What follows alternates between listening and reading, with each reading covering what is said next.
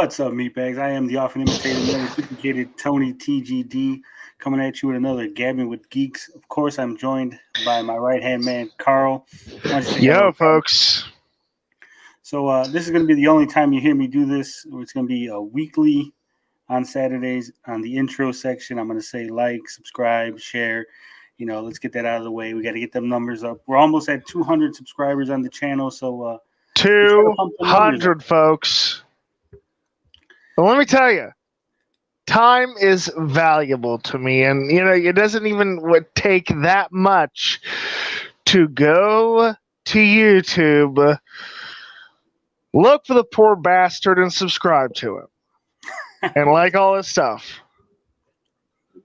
That's right. It's going to take you like 30 seconds to go ahead and do that. So if you haven't done that, do that. If you're watching this live, I know you guys are already subscribed. If you're watching this on the replay, go ahead and hit that subscribe button. You want to. Now that Or that's shave out your of the way, pet's bald. now that that's out of the way, we're going to go ahead and get into the intro. So, Carl, how's your week been going? Pretty good. It's just getting over being hot over here, so. And I've been playing Fallout 3 on my Xbox, and that's about it. And Bejeweled, so. Didn't you just tell me that you bought some stuff online, Yeah. Carl? So, alright, so, for my Nintendo Switch, I got Kingdoms of Amalur Re-Reckoning. For my movie stuff, I got the Thundercats complete DVD set, not the second remake, not the second one that nobody gives a shit about, the original one from Rankin and Bass. And I got that Angry Joe Shaker Cup. I got to tell you, folks, after all is said and done, for me, it came down like $17. So that's how much it's going to cost you if you want it. But I got to tell you, it looks really nice, and I do use shaker cups myself, so it all works out. Plus, Angry Joe could use the support. He is, falling off. He's not the same Angry Joe that he was a couple of years ago. Honestly, I like this one more. I don't like old Angry Joe more. He just, I don't know. I liked old Angry Joe. I used to watch him back in the day. I've had many a Twitter back and forth with Angry Joe. He's a decent He's fella. not. I got to be honest. He wasn't the best looking fellow, that's for sure. Boy, I told my heart on the eyes. Man, Carl, you always bringing the fire every week, Carl. I mean, he's cool. He's cool. And I'll say this much about the launch of Cyberpunk. I called the rating out for the consoles, and he was shocked. And he ended up doing that rating for the console version of Cyberpunk 2077. So, I have no idea if it's because of me or just because he was genuinely that unimpressed, but it's just kind of interesting, the coincidence. I'm sure you influenced him, Carl. Everyone's influenced by Carl. I don't know, but I doubt that. But no, he's okay. I mean, I think they do a little complaining over, like Alex complains, I don't have a PlayStation 5, and I'm thinking, you probably make the money, you cheap bastard. Go ahead and buy one. Yeah, I mean, I got a PlayStation 5, and I'm not as rich as those guys, so. I mean, they act like they're so broke. That's the game on YouTube. You got to act like you got no money, so they even went to Disneyland. I mean, it just. I've been to Disney World a few times, but it's that's where it's a small world after all. That really was a cool ride, to be honest. That's where I got my favorite snow globe. Tell us about that, Carl. What's in this favorite snow globe of yours? It's the Magic 100th celebration. It's one of those special anniversary editions. And it's the Epcot, and the Epcot globe lights up, and it has all the little world countries around it. I gotta get the light bulb changed at some point, but how the hell do you change out the light bulb in a snow globe? I guess you had to go to like a snow globe repair shop or something. I don't know. I don't know. I'll do it one of these days, but right now it's just sitting on my dresser. So Chuck's the position wants to know what's your second favorite snow globe. He is a snow globe connoisseur. Actually, I have a few. The 100 Years of Magic, the one that I got that used to belong to my grandma and grandpa, and that's just a really old one. And the other, it's basically a Star Wars snow globe with a snowman made to look like a stormtrooper, and it says at the bottom, "The Force made me do it." That seems like a nice little snow globe. So I do like different kinds. Oh, and I do have one that looks like a present, and I have a few kinds here and there. So we might have to get a snow globe tour of Carl's. Maybe collection. I'll do that one day. I would suggest you do. You have a channel on YouTube, Carl. I mean, yeah, you should probably show off your snow globes. I gotta figure out. I gotta figure how to do it without YouTube rejecting my videos. So YouTube's rejecting your videos. Well, yeah, they used to reject my long videos, and it just stalls on me. So maybe it's that's something to do with your bandwidth or your upload speed. I don't know. That's why my longer videos always end up on Twitter. I don't know if there's a lot of snow globe channels, but maybe that could be your niche, your niche. Maybe I don't know. I don't have a lot of I think 5 or 6. I think 5 or 6 is what I have. You could pull a John Hancock. You could open up a snow globe museum. Have people send you their snow globes. Maybe no, I can do that. It would look too awful. I do love snow globes though. They're really cool. Just simple things you can look at. Actually, I'll show you one of them. Here you go. Let's see now. Oh, we're gonna get a little sneak peek at the snow globe collection. I'll show you one of them. Here. Give me a moment, folks. Here it is. Oh, Carl, you've been watching too much Smash JT with that shirt off. Sorry, it can't be helped.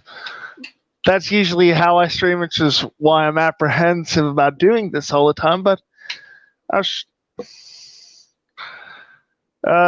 here we go. I don't know if you can see it. And this is hard for me. Here we go. So yeah, this is basically what it is. Just a simple one. This one used to belong to my grandparents. Fantastic.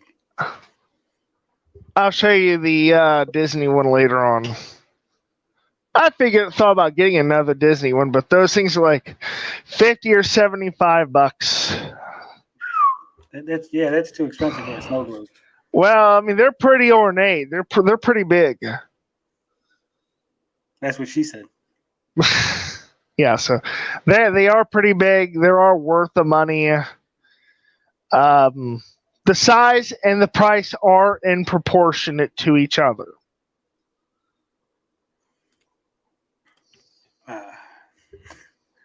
Luke wants to know who looks better shirtless, Carl or Rich? Oh, I probably look better than him in the face. I'm not trying to sound narcissistic here, but I mean, I do look better than Rich in the face. In the body, I don't know. We're kind of probably built similarly.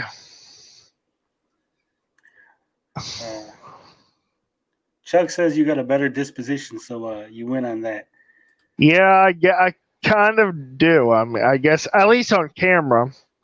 I don't know the guy in real life, but on camera, I mean, he seems to be more interested in reading super chats and stuff like that. So Yeah, with Rich, I know it's for $50. He'll take his shirt off, but I want to ask him how much for him to write my channel name across his man boobs. I don't know. So then you could ask him.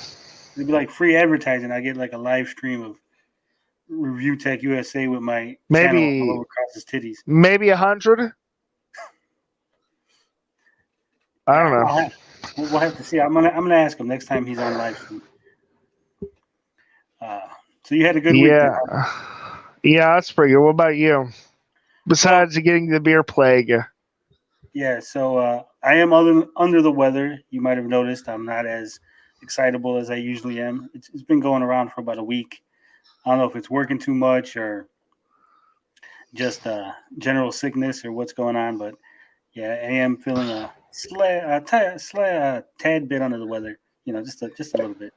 It's all those times that you were burning effigies of Tommy Tallarico. It could have been inhaled too much of that smoke. But the week has been pretty good, though. As you can see, I did change the colors on the live stream. We got the purple going on. I kind of like it. I got the intro on the bottom, so from now on, all the different segments are going to have the little name on the bottom, so it's going to be easier to identify what we're talking about and easier for me to cut things up and post them. As far as monetization on YouTube, I am still about 800 subs away, but the watch time, I'm actually over the necessary 4,000 hours of watch time, so that's good. That interview I did with Nick Richards got a real good reception. I got a shout out from Pat and Ian on the CU podcast, so that was nice. And the other interview with Nick from a bigger channel, a channel that has about 15 times as many subscribers as my channel, is trailing by about 200 views on his interview with Nick Richards. So, all in all, it's been a good week for me. And wouldn't you know it? We thought things would change. We'd be better, but wouldn't you know it? A&A is back, baby. Yeah, it looks like the Amico No Access, the whole group is going to get back together. We're going to have a couple more discussions because there's just always something going on in Amico land. We will get to it later on in the live stream. I'm going to put it towards the end of the live stream just because. Can I say something quick? Go ahead, Kyle. Jump on it. I want to thank. I think it was Canadian Gamer who said this. It's either him or Ninja Kitty, and one of them said this, and I agree. Thank you, Tommy Tallarico, for making YouTube fun again. We appreciate it. That is one positive about the whole Amico debacle. It is interesting. People are making funny videos. It's getting back to the roots of putting the U in YouTube. It's just people having fun, making shitty videos. I mean, this whole channel is based on shitty videos. Let's just face it. All right. So if you read the title of the live stream, we're going to be talking about if video games need an easy mode. Hell yes, they need an easy mode. We'll get to it, Kyle. You got to keep it for the segment. We're going to be talking about. I got 3 songs that represent the channel, the show. I'm gonna play them for the audience. We're gonna see which one could possibly be the next theme song for the channel, for the Gabbing with Geeks. Of course, we're gonna be talking about that Amico and all the news surrounding that, and then some Q&A from the chat. So sounds terrific. If you want to join, if you want to be part of this, let me know. Hit it up. Come on, folks. If not, we're just going to go ahead and get into the first topic of the night. If you don't, I'm going to stream shirtless. I promise you that. I don't know if that's a threat or that if that's like a reward at this point, Kyle. Realistically speaking, you might get us some more. The views have gone up since you did show up shirtless, so we do have I that don't going. know. Let's see. All right. Let's take a vote in the chat. How many of you want me to stream shirtless? And Tony can tally up the votes or something. If you don't want to vote, that's cool or whatever. I won't. Good call, stream shirtless. Let's hear what you got to say in the chat. Chuck says no. He was quick on the draw with that one. Okay. All right. I can take a hint. See, Rich, I can't. Unlike you, I can take a hint. Luke says do it. Oh, we got 1-1. Okay, 1-1.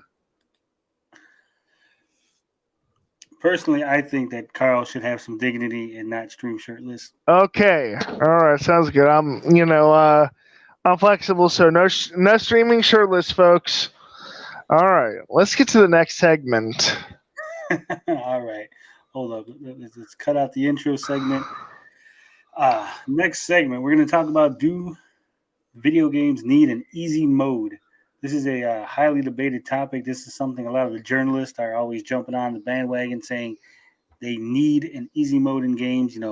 Dark Souls, Demon Souls, they're too hard. They need to be easier. They need to have a way for just regular people to beat these games. Carl, what do you think? Okay, so I think that games like Dark Souls need an easy mode just to give people with beginner skill level like me, for example, a way to just enjoy them. And I'm sorry, but if the only thing that defines a game is the difficulty, it's not much of a game. I can play Fallout 3, for example, and I can enjoy the whole thing with the difficulty turned down as much as possible. And, well, there is another reason. Like streamers, for example, they want to play games like that.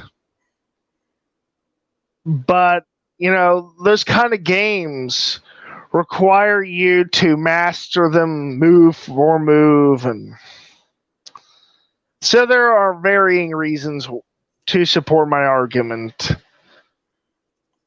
And it just feels really cheap when they make the games that difficult. Luke Skywalker seems to agree with you. He says, the only mode I play in is easy mode. I want to enjoy the story and enjoy the ride. I've torn up too many controllers when there wasn't an easy mode. Well, I'm going to have to disagree with both of you gentlemen. I think that video games do not need an easy mode. Now, obviously, if a developer wants to include an easy mode, I'm all for it. I'm always for artistic freedom, developer freedom, the choice to make their games however they want, as long as it falls within the laws of the country that the game is being, released in. But as far as needing an easy mode, I don't think so. I think that is the very definition of entitlement. I think people that want an easy mode, they want to beat the game. They feel like they bought the game, so they're entitled to see the ending of the game. And I 100% disagree with this notion. I think that you're focusing too much on the destination and not the journey. When I was younger, the whole neighborhood was playing Who Framed Roger Rabbit. We never beat the game. No one could figure out how to beat Judge Doom. We made it to Judge Doom, and for weeks and weeks we were just playing this game, always trying to beat it, never could beat it. And we had fun. There was fun to be had in the attempt, and the journey itself was fun. We didn't need to beat the game. We didn't feel like we lost something or we were owed something from the developers because we bought the game because we paid for it or we rented it or whatever. So I think this whole idea of an easy mode is because, obviously people are more entitled. They think that just because you bought something, you deserve to see the ending. They want to be part of the in crowd. They want to say they beat Demon Souls. They want to say they beat these hard games and be part of the cool kids club when, they can't. They're not. They're not that good. Ninja Kitty says in the old days, games just included cheat codes. This is true. I'd be okay with cheat codes. Chuck says easy mode is good. Lock some rewards behind hard. If they're stupid rewards, no, like in Mortal Kombat, they lock a lot of the end aesthetic customizations behind difficulty levels, and I think it's stupid. Arioka says, I'm okay with the option for easy mode, but video games without a challenge aren't fun to me. Exactly. If there's no challenge, what's the point of even playing the game? If you get to... Why not instead of doing just okay, here's my compromise. Add an easy mode, but also add an even other degrees of difficulty modes. And that's the one thing I actually like about Diablo 3.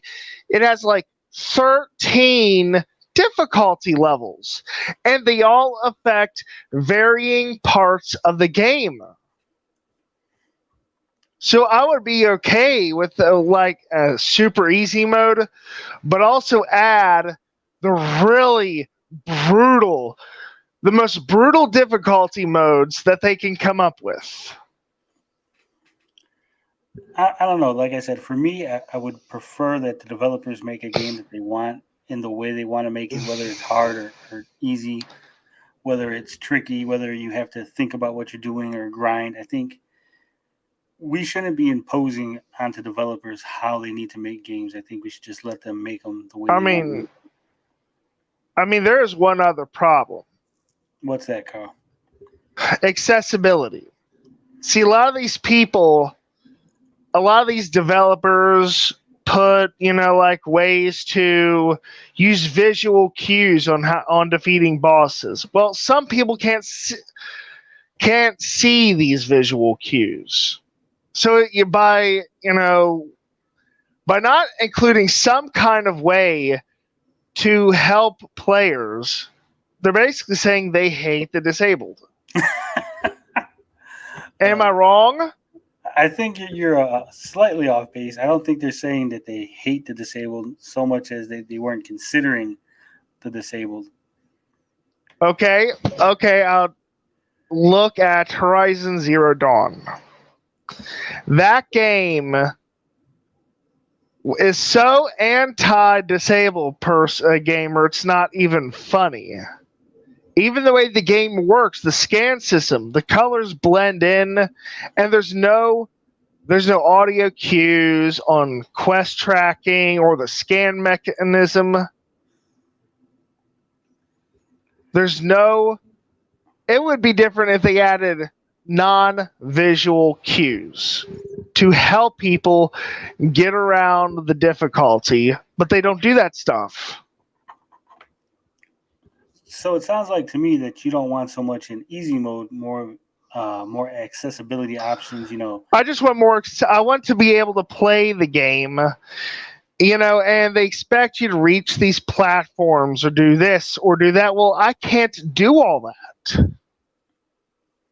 I don't mind if the game is challenging.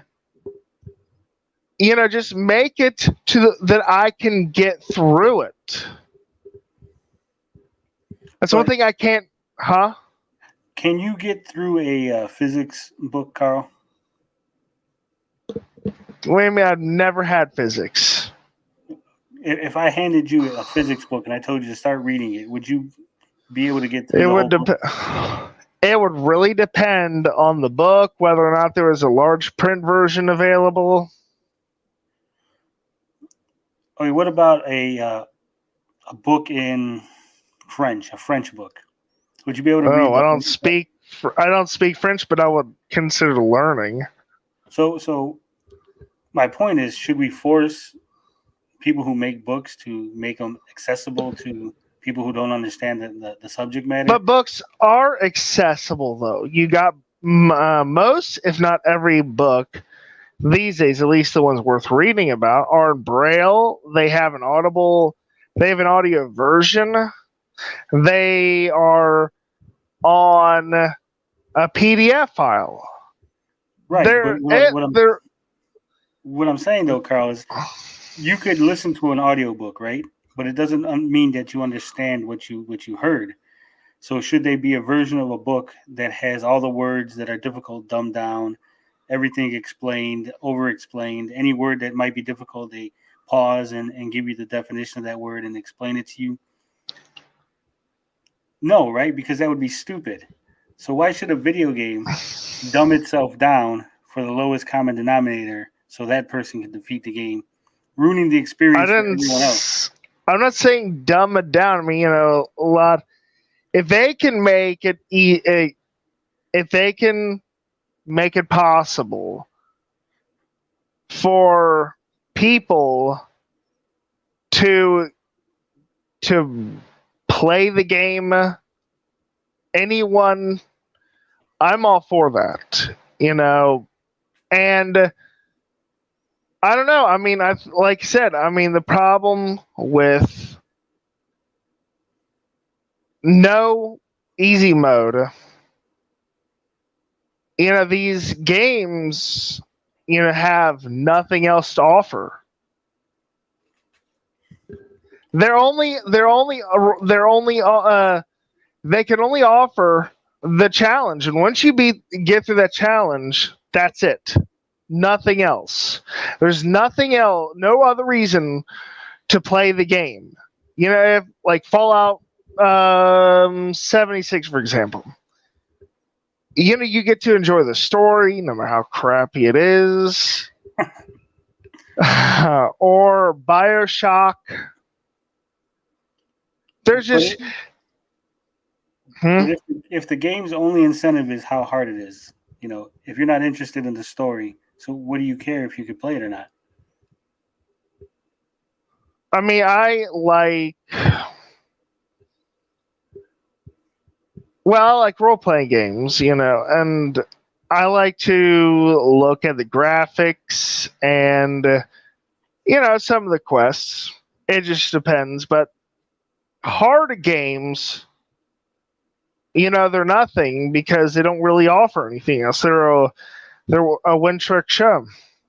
Yeah, and that's what I'm saying. If they're a one-trick show, why you take away their one trick, and why not just not play it? Well, I think it's sad that that's that game developers have that philosophy, though. That's what I'm saying. Like 56K warning says, bullet hell shooters. Should a bullet hell shooter, should a like a 1942 Ikaruga, one of them games, should they have less bullets on screen so someone else can beat the game on an easier mode? I mean, if they can make it possible to play the game without making it easier, I'm okay with that. I just want the games to be easier to play. I can't play, for example, The Outer Worlds because of the visual problems. And this is a game that they compare to New Vegas, and it just isn't, because New Vegas has the options like the flashlight or the VATS. I don't have the means to lock on. There's no aim assist or anything like that for me. It's for people who can see to play the games, and that's not fair. Well, I think that's a different conversation. I think obviously accessibility options, giving you audio clues, taking away the visual clues, giving you something, making a trade-off between one for the other. I just want to play the game. If they want to make, I'm a proponent for easy mode and everything, but I can be okay without it as long as I can play the game. That's all I've wanted. And it feels like people like me are being left out on purpose. I don't think they're doing it on purpose. I think they're just, like I said, I think they don't consider it. I know a gentleman I talk to frequently, Blind Ryan. He is really big into accessibility. He's always trying to get the developers to add different options and modes in games because he is a visually impaired gamer. It just that's it just bothers me that I waste money on these games, and the problem is there's no way to get my money back, even especially on digital. Well, So I have a I base. was going to say maybe an accessibility warning or if you are unable to It'd be see. nice if they actually did that. I'd be okay with that.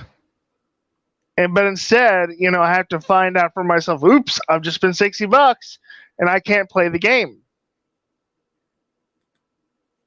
Yeah, that is a real crappy feeling when you pay a bunch of money and then you can't even use the game. OCG was here before. Yeah, I popped him out. He wasn't saying nothing. Oh, I think he just logged in, but he did not get his mic and everything set up. and I'm just saying that like it sucks that I can't play these games because they're not made for me. That's what I like. Huh? I was gonna say Chuck says that we should have accessibility certified games. I think that's an opportunity right there. Yeah, he agrees. Yeah, I agree with that. The accessibility laws should really apply to video games. Yeah, they really And I'm not should.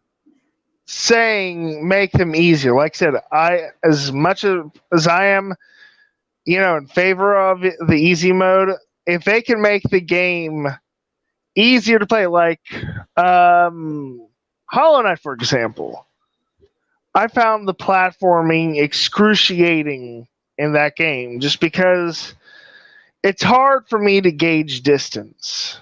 And because a lot of the stuff is like the platforms are sometimes hidden by the background and the foreground and so on and so forth.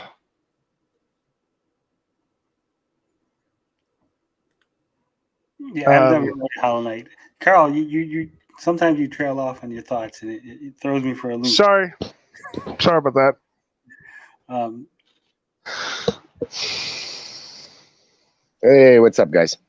Hey, there you are. so, what do you think about this topic? So accessibility, I was thinking about that, and it kind of brings me back to Streets of Rage. And I always, as a kid, thought I was a little bummed in games like that where you got a better ending when you played on hard. And I understand that a lot of guys like that.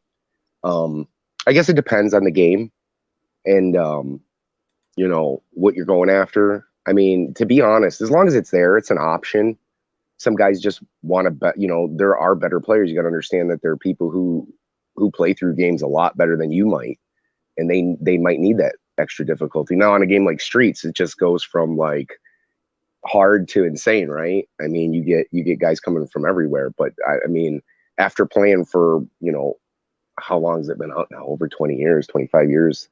I'm pretty good at Streets of Rage, so I can pull off those weird kind of combo moves, and I understand how to use the power in the right way so that you're not draining yourself and that you're conserving and that you're not taking extra hits. But I do, I'm kind of in the middle on it. I see it on both sides, but there, at least if it's an option, at least it's there. It could just be normal and just be regular. But I think even if it doesn't offer anything, if it's there, it's a nice bonus. Yeah, like I said, I think that it should really be up to the developers. I don't think we should force them to make easy modes. I also agree with the whole idea that if you play on easy mode, if it's an option in the game, you should get the full ending. They shouldn't fuck with you and tell you to go back and play it on a harder difficulty. really dumb. It's bad design. It kind of pisses me off a little. Oh yeah, awful, tacky. Well, Oh, I think man. I think it started a lot too with like at the beginning of like Xbox 360. It seemed like a lot of these games had multiple endings, and it was a little too much. Because at the end of the day, I like that when that was current, I liked that. I don't play too much into like PS4, Xbox One. I only had a handful of games for my Xbox One, so at the end of the day, I am kind of pretty much a retro gamer. But that kind You of stuff must not started play. around that era. You must not play a lot of Square RPGs like Chrono Trigger or. Oh, I mean, I did. I have a lot of the good classics and stuff that were, the good JRPGs for, things like DS, 3DS, stuff like that. But I've kind of like cut back, and I've been more of a handheld gamer probably in the last, 5 to 10 years. Mm-hmm. So what's the bottom line? General consensus: easy mode in games. Do we need them, Carl? Not necessarily, as long as you make it possible for everyone to get through the game as you intend it. Yeah, I agree Even with that. the disabled people. Like if there are like Dark Souls 4, if there are cues in there should be audio and visual cues. I can agree with that. There needs to be better accessibility options in games, and those accessibility rules, at least in America, I don't know how they are for other countries, should really apply to game design. It's just, I mean, even in the theater, there are listening devices you can use, and they have closed caption tech and stuff like that. So even if you can't see, you can still enjoy the movie. Yeah, I know. That's a good point. On some of the adult sites, they have the closed captioning on your pornos. So even Why the hell do you need that? Oh, okay. No, I can see that. I can see the benefit in that. Yeah, But, what did he say just before the money shot? you got to get all that prime dialogue in there. So bottom line, Gary, what do you think? Should easy mode be a necessity with games, or? I think it should. I think it should. Like Carl said, I don't think anything should be. It should just be a like a toggle. That's it. I think like if I got the little guy coming in and he wants to play some Streets of Rage, I'll probably put it down a notch just so me and him can he can survive a little bit longer. So there's different situations, and like I said, I'm in the middle. As long as they don't hinder the design of the game, because I think that should come first. That's what's most important. and I think difficult games like the Souls games, I think they need more depth. Being like I said, being defined by your difficulty, you got a lot of serious problems if that's your focus. Yeah, I know the Dark Souls games. They got some kind of overall story going on. I've never really got. They say they do, but you barely ever hear about anyone talk about the story. Yeah, they just talk about the difficulty, and I never got into Dark Souls too much, but it seemed like a slower paced game. It was one of those games where you had to really methodically think out of your attacks. You couldn't just go in and expect, even being careful, you couldn't expect to just beat some of those bosses. And you don't have the time to do that sometimes. Right. It's like the one wrong move, and I'm just saying that we need more depth to these games. And that's part of I think Dark Souls' design is die, and I mean like old NES games. It was die, figure out what you did wrong, and go back at it again. That's basically what I get from Dark Souls. Now, there's one Metroidvania roguelike called Sundered. Never And heard of it is hard. But what they do is you gather money and you basically use it to upgrade your abilities. Probably better than what Hades does with that sort of thing, but that's another story altogether. 56K Warning says the Souls games are pattern-based gameplay. Yep, Yeah, I'd I've heard agree that. with that. I think they a lot of the old NES games, the old Atari games, they're all based on arcade machines. The idea of trying to get people to feed quarters into Quarter machines. munchers, yep. So I think that we should kind of take them off the table as far as the discussion goes, because a lot of those games, like I said, the difficulty was done purposefully to get you to spend more money.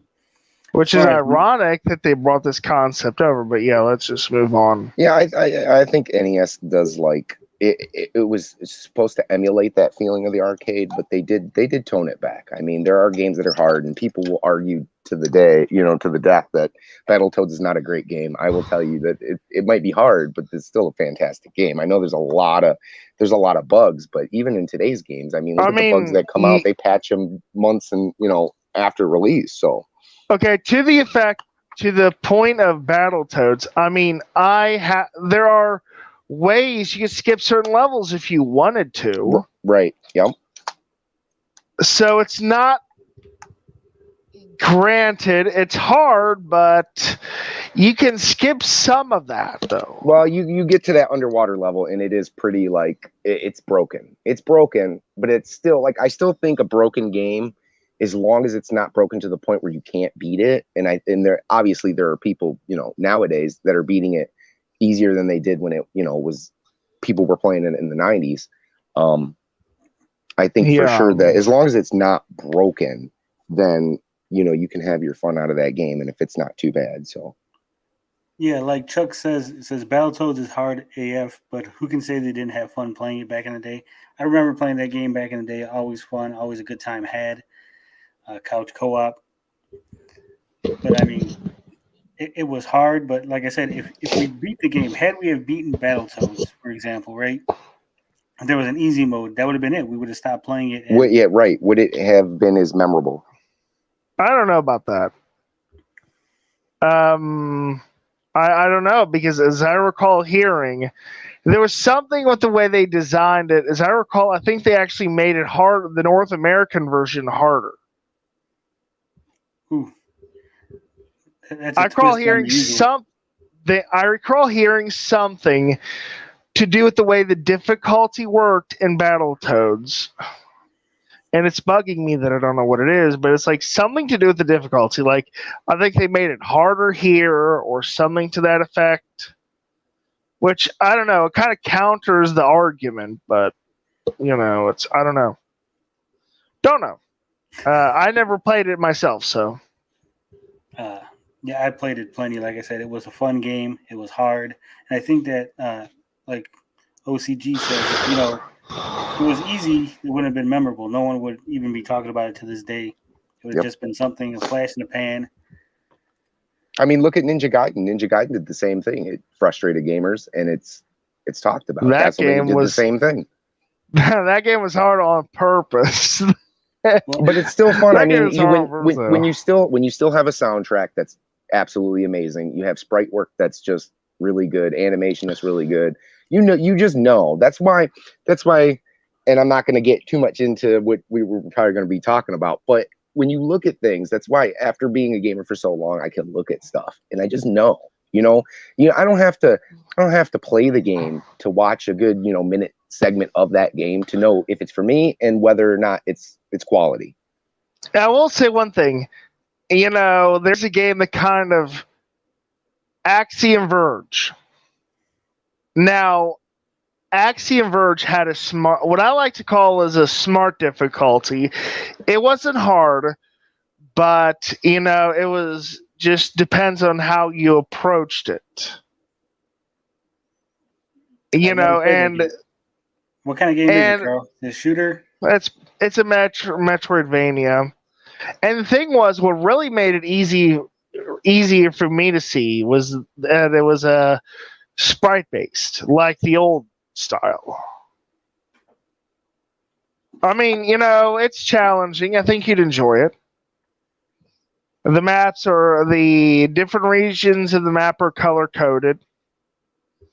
I think you'd probably enjoy it. It's not too pricey on the PlayStation Store. All right, I want to get to Luke Skywalker's point here. He said, most games that we played back in the day, like Battletoads, we played the crap out of them because we didn't have the number of games like we have now to play through. I think there's an excellent point. I mean, if we had more options back in the day, if there was cheaper games, we probably wouldn't have played those hard games. We probably would have just moved on anyway. So I mean, that's a valid point. I agree with that. So I guess if the games are hard nowadays, with all the options we have, people are just going to stop playing them, and we'll just start playing easier games, and then it'll kind of the market will correct itself, if you will. And I think you gotta remember too that kids today are impatient. They have a lot of technology in front of them. We grew like Luke who said that we grew up with this stuff, so we're a different breed. Patient, but that probably has to do with my ADD. So I don't know. It is a good point, though. Another point. Arioka says the reason why some Japanese games were made harder for the North American market is because you could rent a game and beat it on a weekend in the U.S. while you couldn't rent games in Japan. So I mean. Oh, really? I didn't know that. Yeah, I didn't know that either.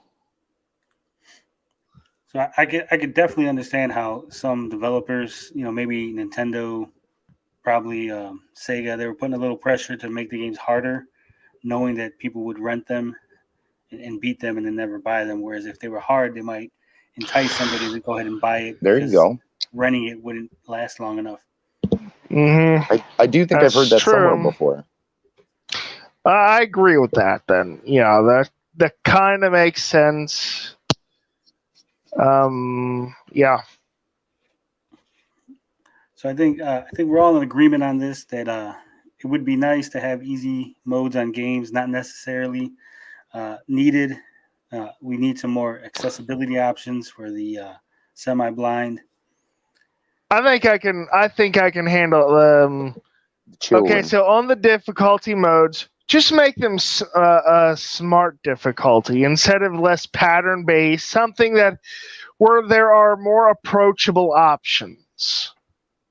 How about that? You're not making the game easier, you're just making it more approachable. Didn't Borderlands have something like that? Borderlands 2 introduced like a Borderlands is difficulty, or at least that was what they were saying before the game launched. Well, Borderlands is not hard I mean, you'll die from it a lot. I mean, yeah, and that that's a given. I mean, I wouldn't say it's hard, but it's going to reset you back. They never had a difficulty selector. You just played the game and got through it, and that you got the True Hunter Vault mode or the Vault Hunter modes, and I mean, there's some different modes. It ramps up, but I get what you're saying. Yeah. It's that was pretty good on the difficulty, I admit. I had a good time, and I died a lot, but I was able to get through. This stuff that I got through. It worked out. Yeah, Ninja Kitty brings up a good point on Mega Man 2, and that's probably my favorite series of all time. Definitely, he's definitely right about that. Everyone's favorite game. Well, was Mega Man 2 actually easier in the US? Because now I feel not as accomplished for having beaten the game. I mean, it's definitely not difficult to me now, but it's hard to answer that question. I definitely. Once you well, I was saying the thing about Mega Man is once you understood the order. I guess it's not hard for you. I never played them, but I understand how it works to some degree. So, Ninja Kitty says it's the same reason why Mario Lost Levels was never released in North America. I mean, it was eventually released as Super Mario Lost Levels. We do all know that the original Super Mario Brothers 2 Doki Doki Panic. It was said to be too hard, so they did change a game, reskin Doki Doki Panic into a Mario game. They gave us the exclusive Super Mario Brothers 2 for North America. Hey, for your information, I like that they made that Super Mario Brothers game based on the Mario Brothers Super Show. Well, two was a good thing that happened. I absolutely love two. Two is Two I don't is know a if great game. I don't love know if two. it's better I than mean, I don't know if it's better than three. I think three pretty much introduced the I overworld still remember maps, the and that was Birdo. amazing. But I still oh, yeah. remember the Birdo boss fight, and that was cool.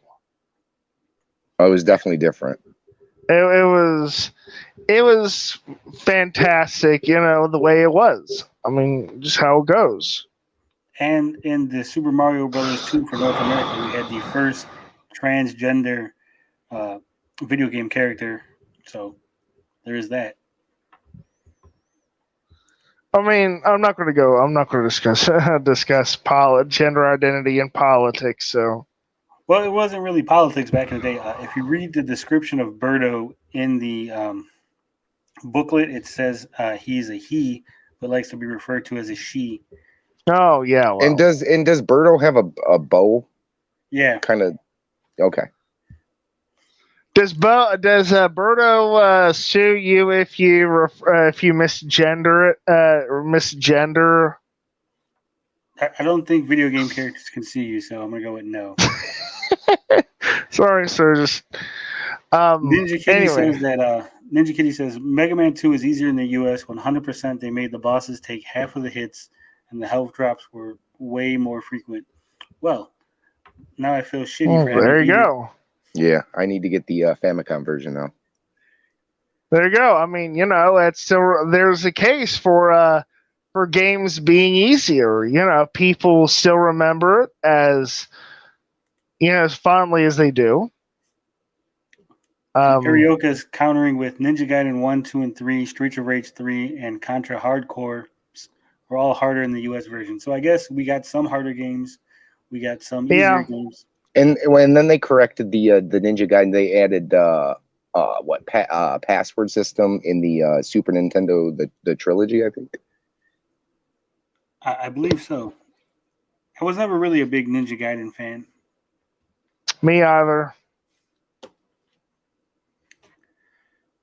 Ren of Heaven says I play most games on easy mode. I don't have time to get stuck on games.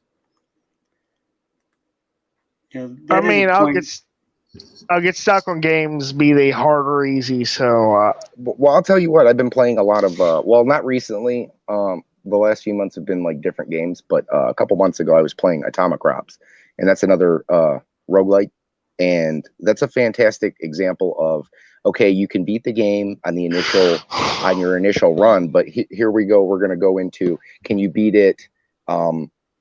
With amped up, enemies are doing slightly more damage. You're getting slightly less stuff, and they keep ramping up every time you beat it. So right now, I think currently I've beaten it maybe 3 times, and it just gets insane. And I don't know if you guys are familiar with Atomic Crops, but it's a fantastic game. I've seen the game. I've never played it. I think that would be a good option. Maybe starting off the game on easy. As you beat it, every time you beat it, it ramps up the difficulty. I could see that being something that, might be acceptable to everybody. That way everyone can go through it the first time, beat it, and then those who want to challenge will be like, hey, I beat it 16 times in a row, or I'm on my, 30th playthrough. Like a prestige option, yep. Yeah. Seems that we lost Carl in the middle of this discussion. There might be, we might need a easy mode on StreamYards so that way Carl can have an easier time of doing this. I think we're going to move on from this subject. We're going to go ahead and go into the next thing.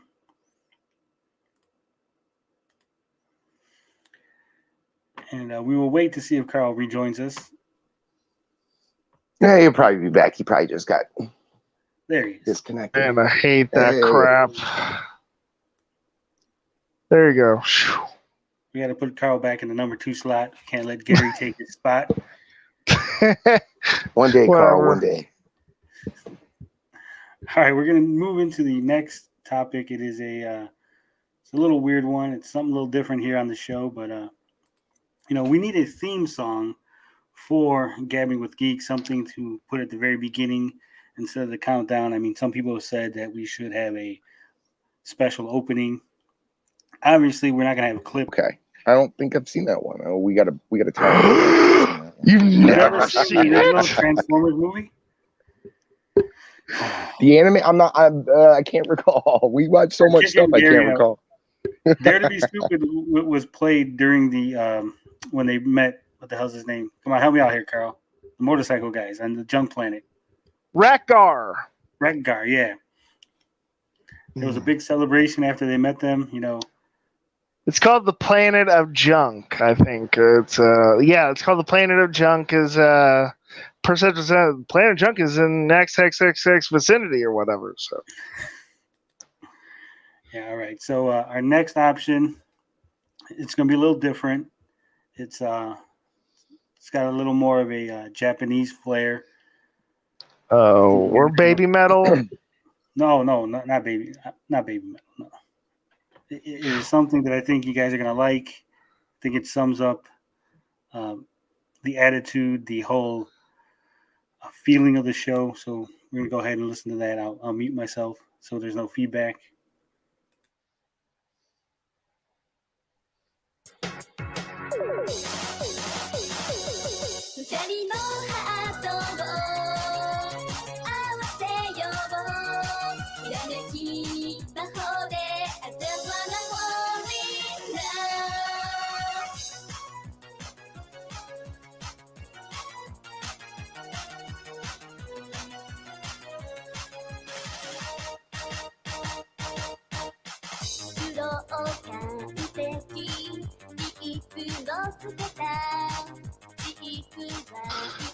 Oh, it's Whoa. Magical Girl Anime 35,000B.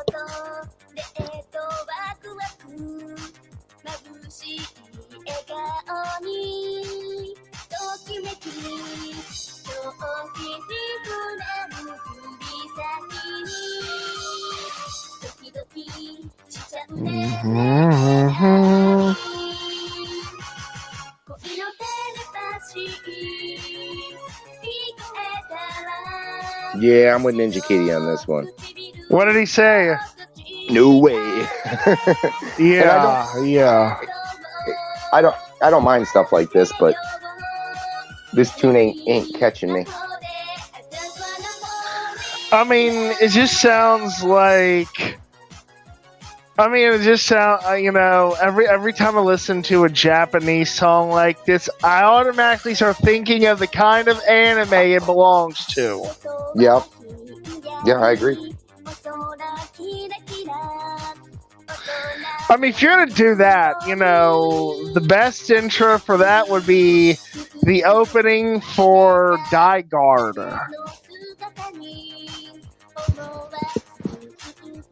Do do do do do do.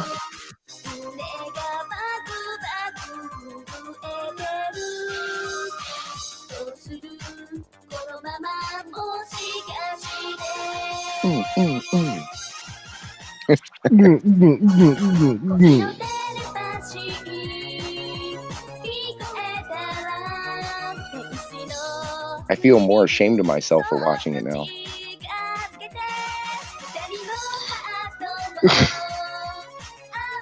I mean, I can't take it seriously. Is that what you think we represent? Wow, I think if it was a more of an anime heavy Japanese influenced show, I think it would be okay, but if it were a techno hentai or something, maybe, but this it's creepy. This is creepy. I just don't think it's that catchy, though. To me, it's okay, but it's just not that catchy. And the choreography sucks. Well, that's typical Japanese choreographies, though.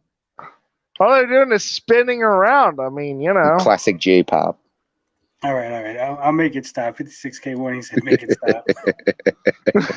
I thought it would just be something goofy to throw in, so you guys would have something to laugh at. Yeah, So, it's a magical girl anime where two high school students do stuff. Oh, okay. They do stuff. what kind of stuff? And well, Oh my! no, no. I'm cutting you off. No, not that one. No, Little known my fact, butt those is two- not that big. Those two individuals in the video actually did go off to make a adult film in Japan. Get out of here. I swear to God, Wow. those are the kind of facts Am you get I on this good show. or what? That's a great fact, Tony. It's a great fact. All right, so here is the third option. I think, in my opinion, it is the best option. Oh. Bring it. All right, go on. Let's see it. Oh my God! Look at his.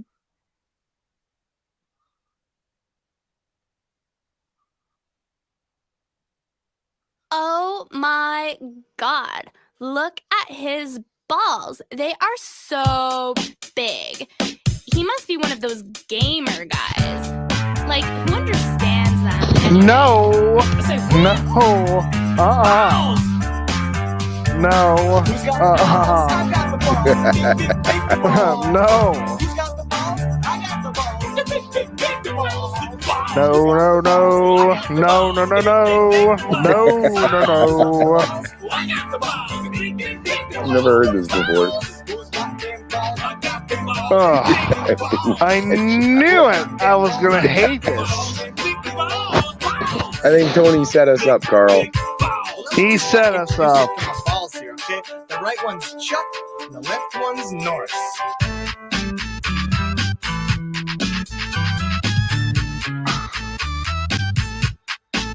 Tony, for that, you are not getting any sympathy out of me if Darius attacks you again. That's an awful song. I think the choreography in this one's a lot better. That's not saying much.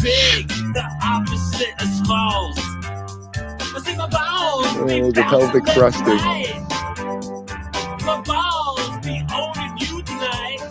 I mean, if you're gonna do anime with pelvic thrusts, there's only one you gotta go for.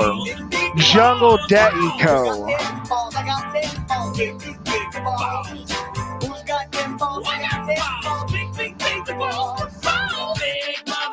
Let me just tell you a quick story, like about my balls, okay? They're big. It's like the best part when she round, walks in. And they're big.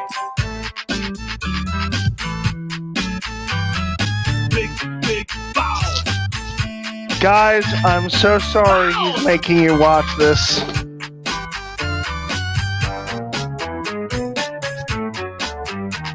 My balls need some sucking. My balls She starts need getting- licking. My balls need swinging. My balls need some sucking. My balls need licking. Okay, yeah, you're right. The choreography is better. The choreography is better, and that's what I hate. Very sorry to all the women in the if there are any women in the chat. Oh, they're all men. Come on. Well, maybe I don't know. I don't know that for a fact. I don't know that for. I'm generalizing. Sorry. My balls, like they just don't care. Yeah, if there are any women in the chat, we're sorry about this.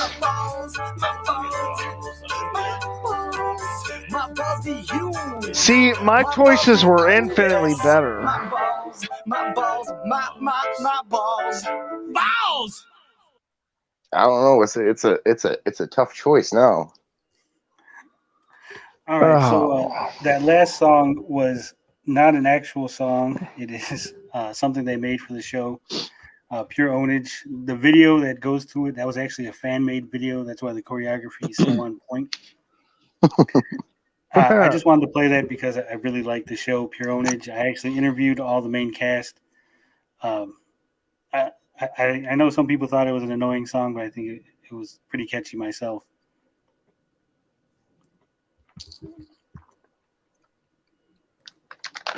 Luke says this is horrible. You're gonna lose subs with these songs. Oh man, you are. So Dare to Be Stupid. Then I'm assuming that's the preferred choice from everybody. Yeah, I think it's unanimous. Yeah. Was there ever a choice? I don't think there was. I think I should have led with this song and then had Dare to Be Stupid as the closer. I'm pretty sure that qualifies under the Geneva Convention on grounds of cruel and inhumane punishment. Now, see, 56K Warning got it. He downloaded those songs, those shows when I said dial up. Pure Ownage is one of the best web shows ever created. If you haven't watched it, I highly recommend it. It's about gamers. It's about gaming.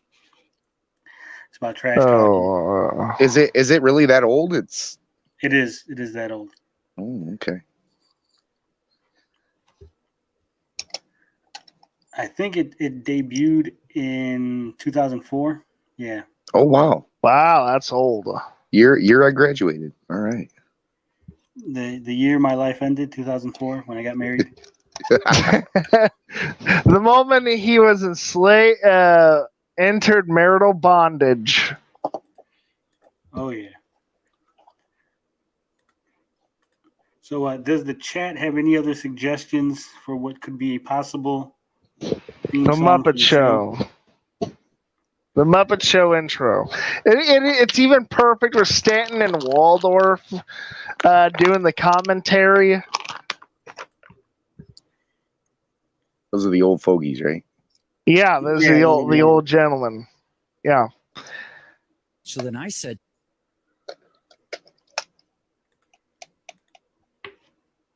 So what do you think? Any suggestions, OCG? I can't think of anything offhand. I'd have to really sit down and think about it. Something that would really match the show, the tone of what we do here, what you do here. Mm-hmm. Yeah, what we do here is just me it, just be wild. The minds of Hell, you could play Voltron and everybody would be happy. Mightiest of Machines. Sorry. Ninja Kitty wants us to play Ghetto Boys while we smash the Amico show. Okay. You can do that. Coder's wife said white and nerdy. Ooh, that's really good. That's a great one. White and nerdy. Yeah, except for I'm not white, so it would be kind of weird. There you go. I don't know. I mean, could just mean plain vanilla. We could try Dig Dug by YT Cracker. Whatever. I've not played Dig Dug, so. No, I'm talking about the song, Carl, not the game. Oh.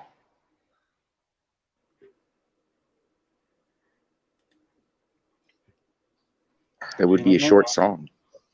I will. You know,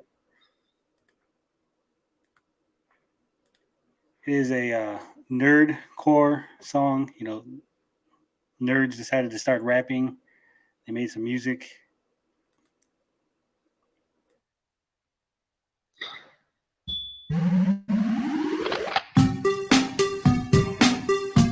Oh, I like this.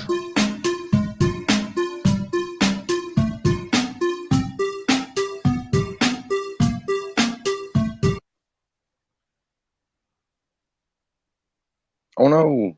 Is that me? Okay, there we go.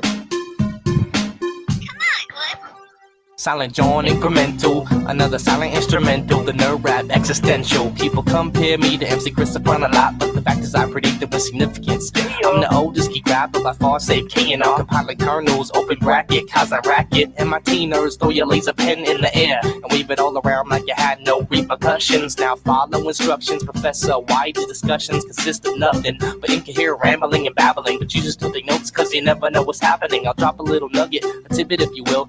There were 4 United States presidents named Bill. Really? If you run out of hit points, the game will shout. out. Running out. If you dig this, then you dug this, cause I'm all about the nerd life, word life. If you Yeah, dig I like this. Then you dug this, cause Yeah. I'm all about the nerd life, This is word really life. good. I think this should be it. Yeah, me too. Cause I'm all about the nerd life, word life.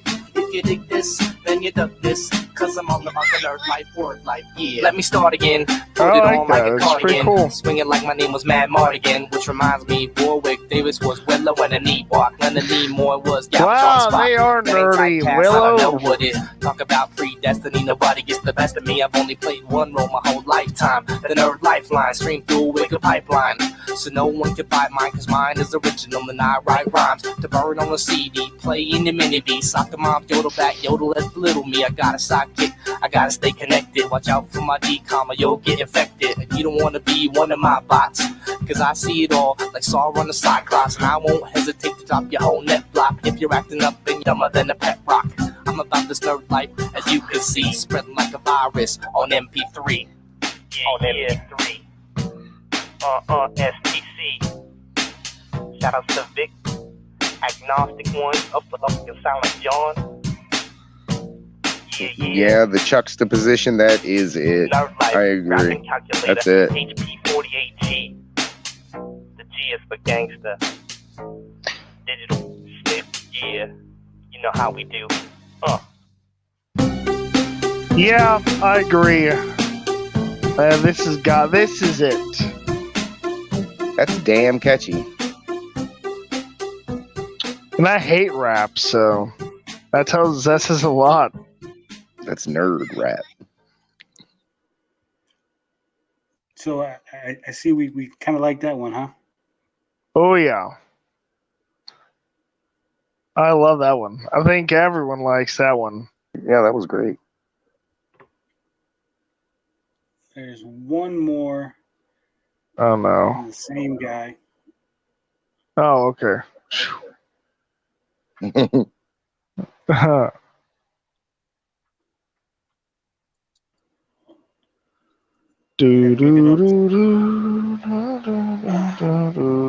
wonder how many copyright claims we're going to get on this one now. I don't know.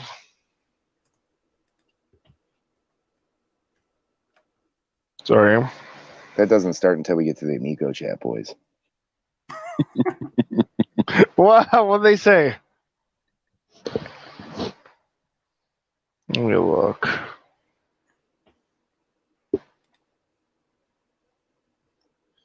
Okay.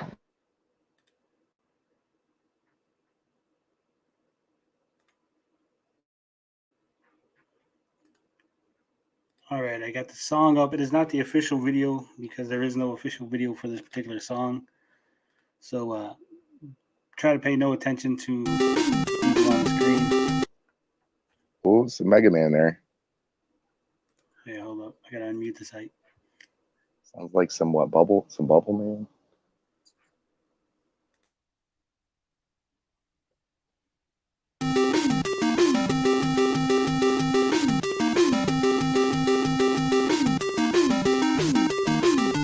Okay, so the answer to Arioka's question, we are neither going to confirm nor deny.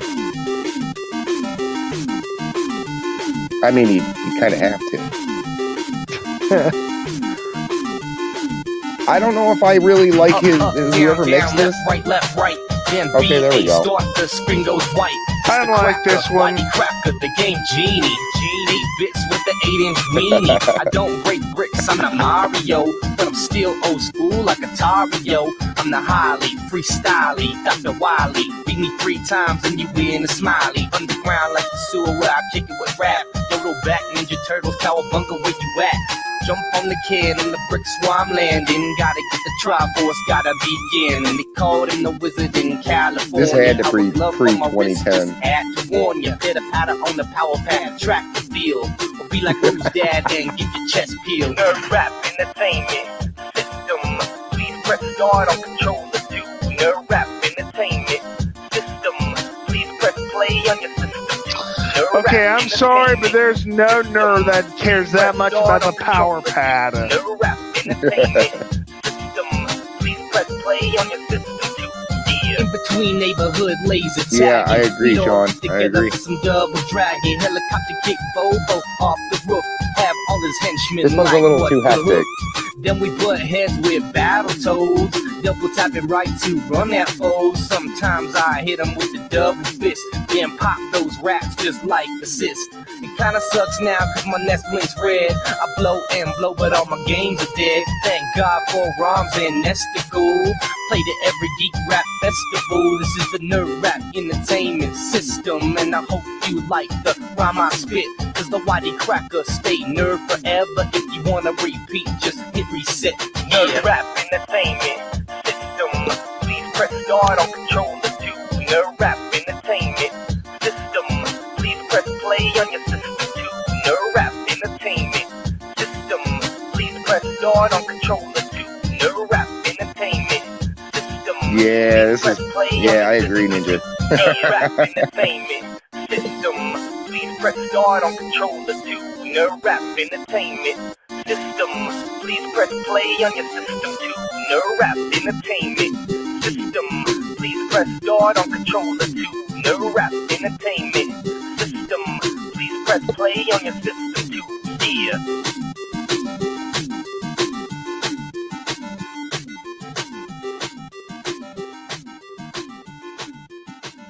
Oh, thank goodness.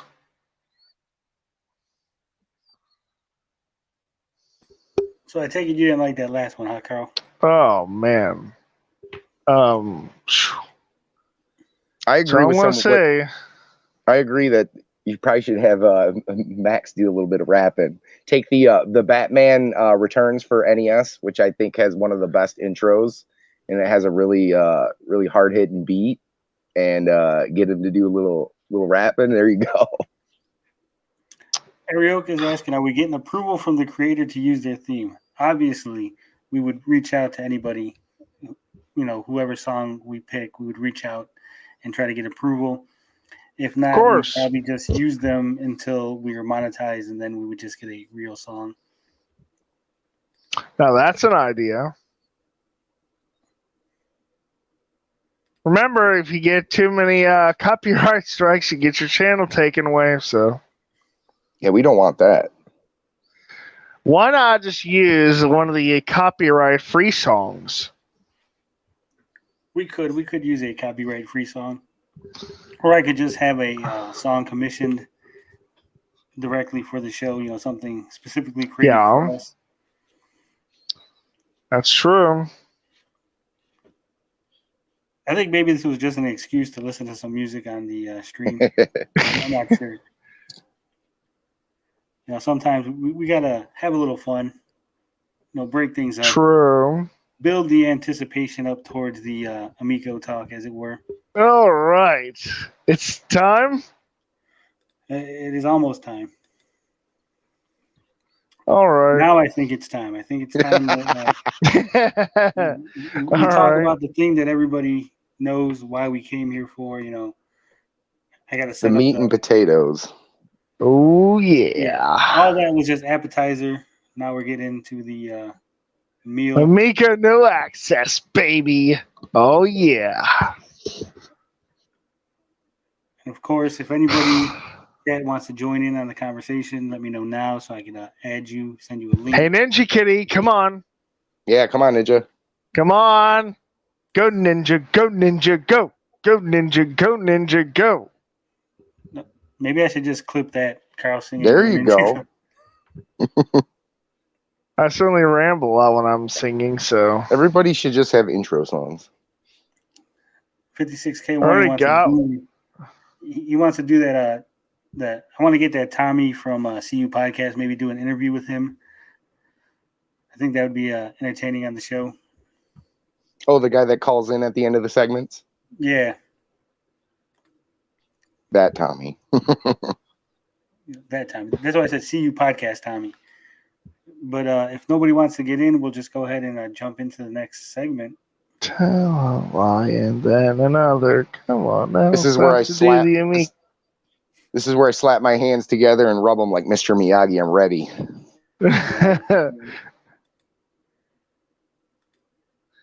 All right. So What's first?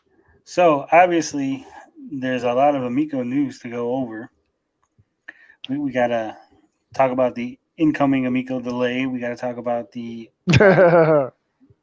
fabulous CU podcast video, the response to the video, which was fantastic. It was all fantastic. It's a great week in Amico news, gaming in general. There's a lot of great stuff going on. So where do you want to start? We'll start it off with you, Carl. We'll kick it to you. What's going on in Amico land? Well, something that did Canadian Gamer did make an interesting video that kind of had me thinking. And a lot of people said a lot of interesting stuff. And I think they got Koch Media to make the physical media components and all the various accessories. That's what I think happened.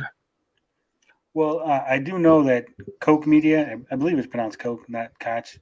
Could be Koch. I don't know. But I do Koch know that Media. they're in charge of the press releases for the Europe distribution and all that. So any Amico press releases are going through them at the current time. They do publish some games. They have some other interest. I'm not sure if Intellivision is taking advantage of them for that or just for the publicity in the press releases at this time. I don't know. Lie, Tommy.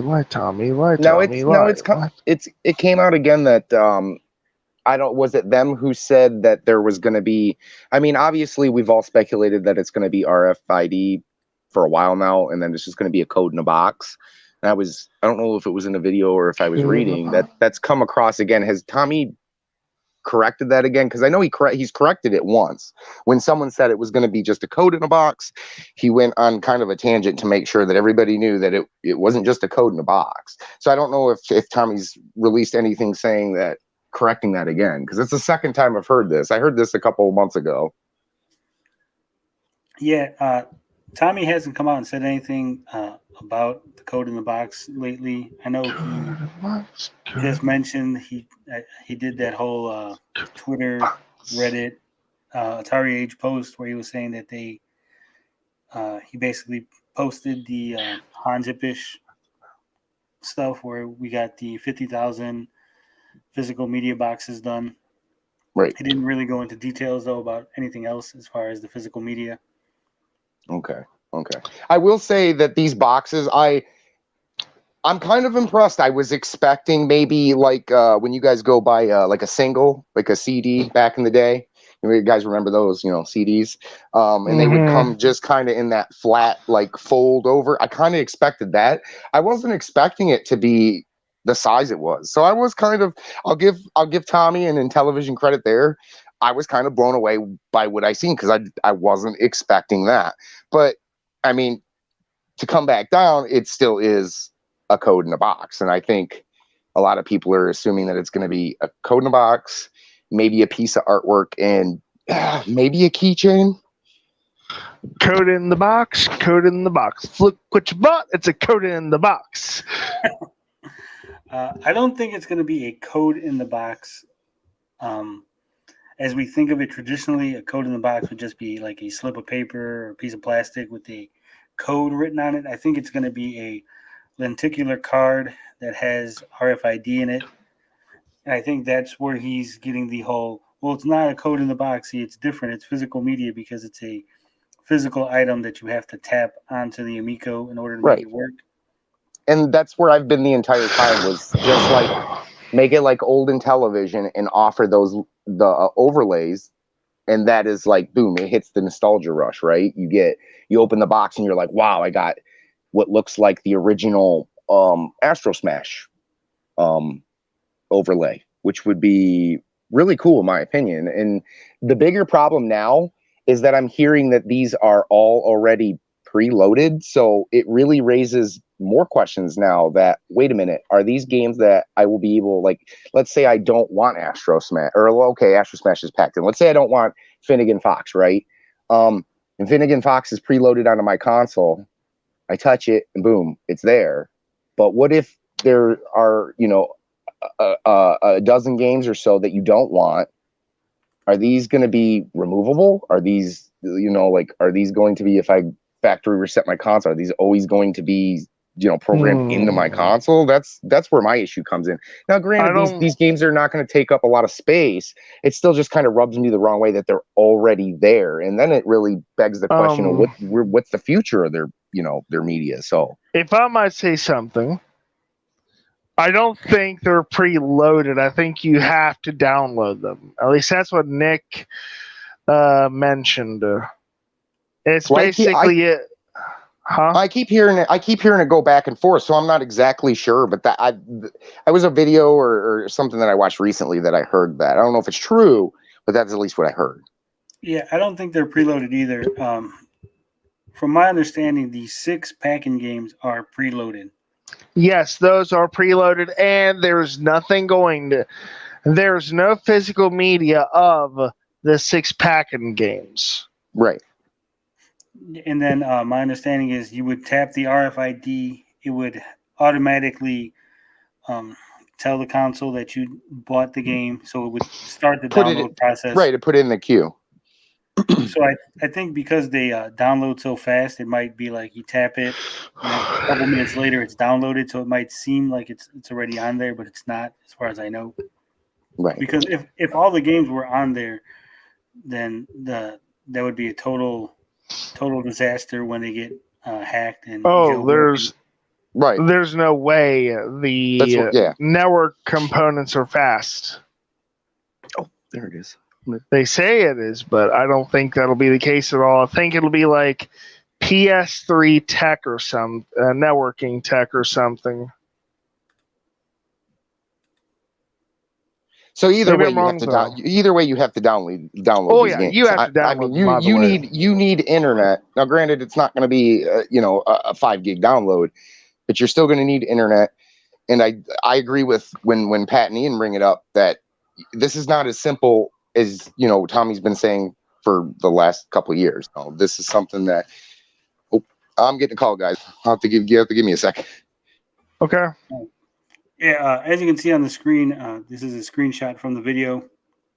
You can see that it is not a solid box. It has this little indent in there on the sides. It's like a 3-fold, almost like a book.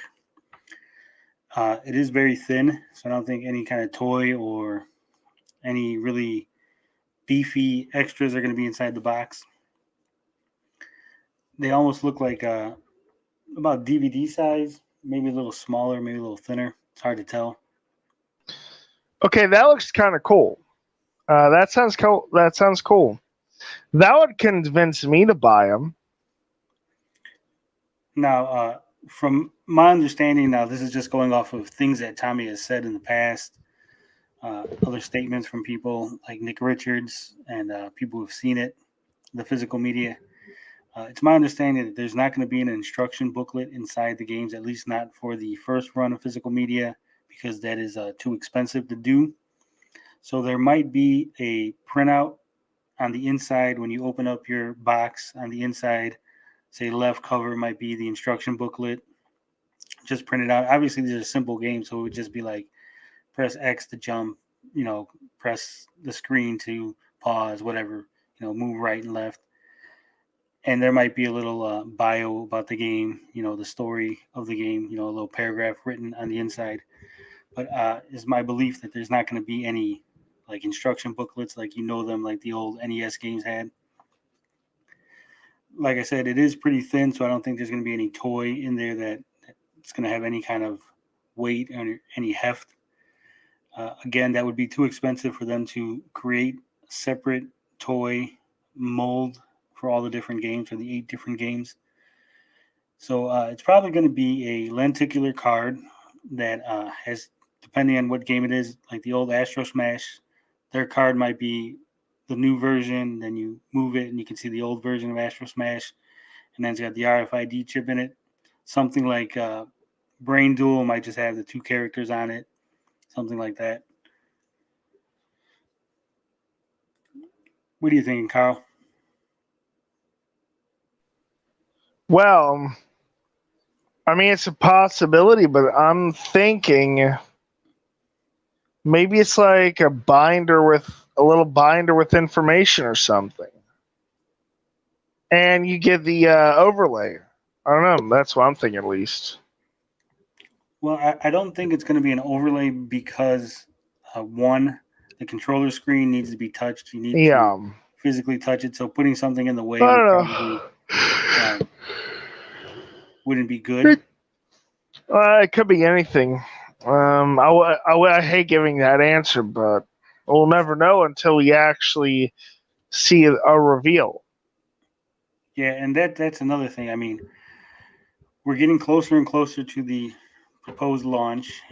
Tommy said months ago that we would know more in the coming months, and we've learned no real new additional information about physical media other than it's not physical media, it's now a physical product. I mean, they have changed the language that they're using to describe the physical games, which I guess is a good thing because, we pretty much guessed from the start that it wasn't going to be an actual physical game. I know that since I do have the Amico shell, I know that there's no slot, there's no any sort of entry point for physical media other than the RFID.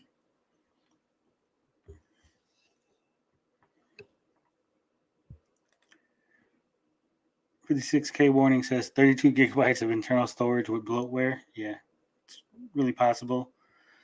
Luke says the only preloaded games will be the 6 pack-ins. That is my understanding.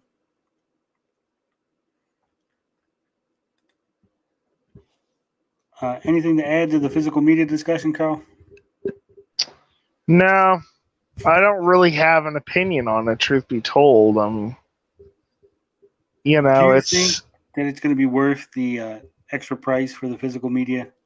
Won't know that until they reveal it. Do you think it's...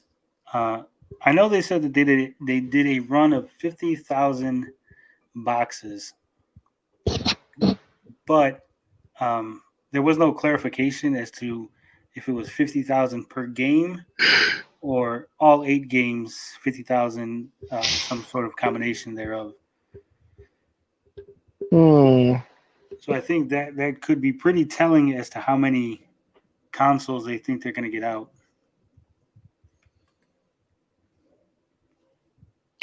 Yeah.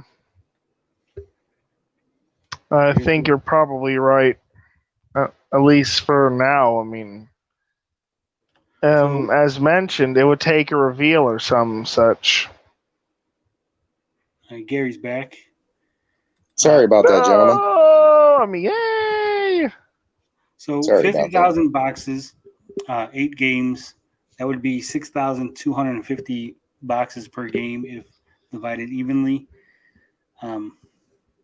So can we expect only 6,200 or so Amicos getting made in this first run? Because obviously you wouldn't make more games than Amicos. That would make no sense. Right. I think the number of games is definitely proportional to the amount of Amicos available. I mean, it depends on how you look at Tommy. I mean, there's a group that believes everything that he says, and there's a group that thinks he's a snake oil salesman. So it looks at how much are they going to make off these games? Is it worth it to kind of just push those out there? Because it's not like stuff like this hasn't happened in the past. I mean, I could see it happening. I don't want to think that that's the route they'd go, because that would be awful to just see these games hanging on shelves and, no, or at least being offered up with no Amicos. So it seems kind of ass backwards, but. Well, the games are supposed to be collectibles. They're supposed to be for collectors. Right. So. But this this is why I think they could offer stuff like keychains, and they could sell it as just what it is. Say, hey, look, even if you're not playing the game or getting the game, you're getting like you said, Tony, a nice collectible that and that nostalgia hits these guys. And like I said, it would hit me too, because I'm a big Intellivision lover. I love my system, grew up with it, but at the same time, it's like I got so many options these days that it's just hard to allocate my money into something I just don't see being around. So. Well, what I'm wondering is because it's RFID, do you think that it's going to be possible to scan the code in the box, the RFID, without opening the boxes? No, because a lot of companies now, I mean, with Amiibos, I was big into Skylanders.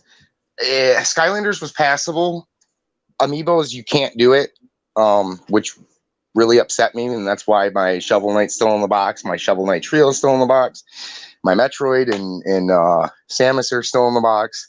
Thank God for that. The prices have been shooting up, but yeah, I mean that's why all that stuff I kind of want to keep. It's so pretty, you know. But like I think a lot of guys, if you're able to scan these, they will be left sealed in a box. I mean, there are going to be guys who obviously want to open this, and for the most part, that's what I do with most of my new stuff that I get. I open it, even if I'm not going to play it right away. I want to dive into all the goodies, but I guess only time will tell. You know, I hope that they do stuff like that, because I could always say, like, if you don't do that, you run the risk of somebody buying that product, scanning that card, and possibly say, hey, maybe I just wanted the game. You know, I can buy 10 of these games, scan them all, take them back to the store. So I don't see them not putting like a foil in there or whatever to keep that from being scanned. But I guess we'll see. To Gary's point, are the games going to be returnable? Because I could see somebody buying them. I know that everyone says, "Oh, they're only $10 games, they're only $20. Who cares? No one's going to steal them." But people steal shit all the time. I used to work retail. People steal everything. Oh, everything. And I've worked retail too. And it's if they can get away with it, they will.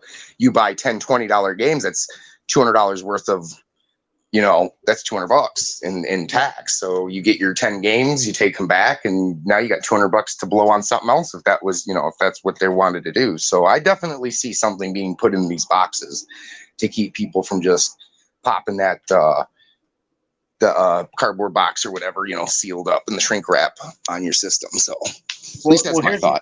Here's where I was going with that. Let's say that they they have it wrapped up so you can't scan it in the box. I can still open the box, take it home, open the box, tap it on my Amico, put it on my game, put the card back inside the box, close the box, take it to GameStop, say, hey, I changed my mind. I don't want this. I didn't like the game. Are they going to be able to? Are they going to have to check everything and be like, well, this is tied to your system, sir? Well, my understanding is like if you go and buy a Nintendo eShop card, that's not non-refundable, right? Right. So if they go along that route, I think that's where they say, hey, all sales are final. You can't return this. We don't know exactly, you know, they have no way to test it. So I think that's the route they'll go with it. Yeah, like Luke says, how would GameStop know if it was removed from your console and back of the card? Even not just GameStop, but let's say I put them online. Hey, I got, I'll sell them for $5. And I'm selling all my Amico games, $5 each. You get them, and how do you know, hey, these are tied to Tony's console? Well, fuck you. Right. How do you know? I'll be like, no, it's not. You're a liar. Right.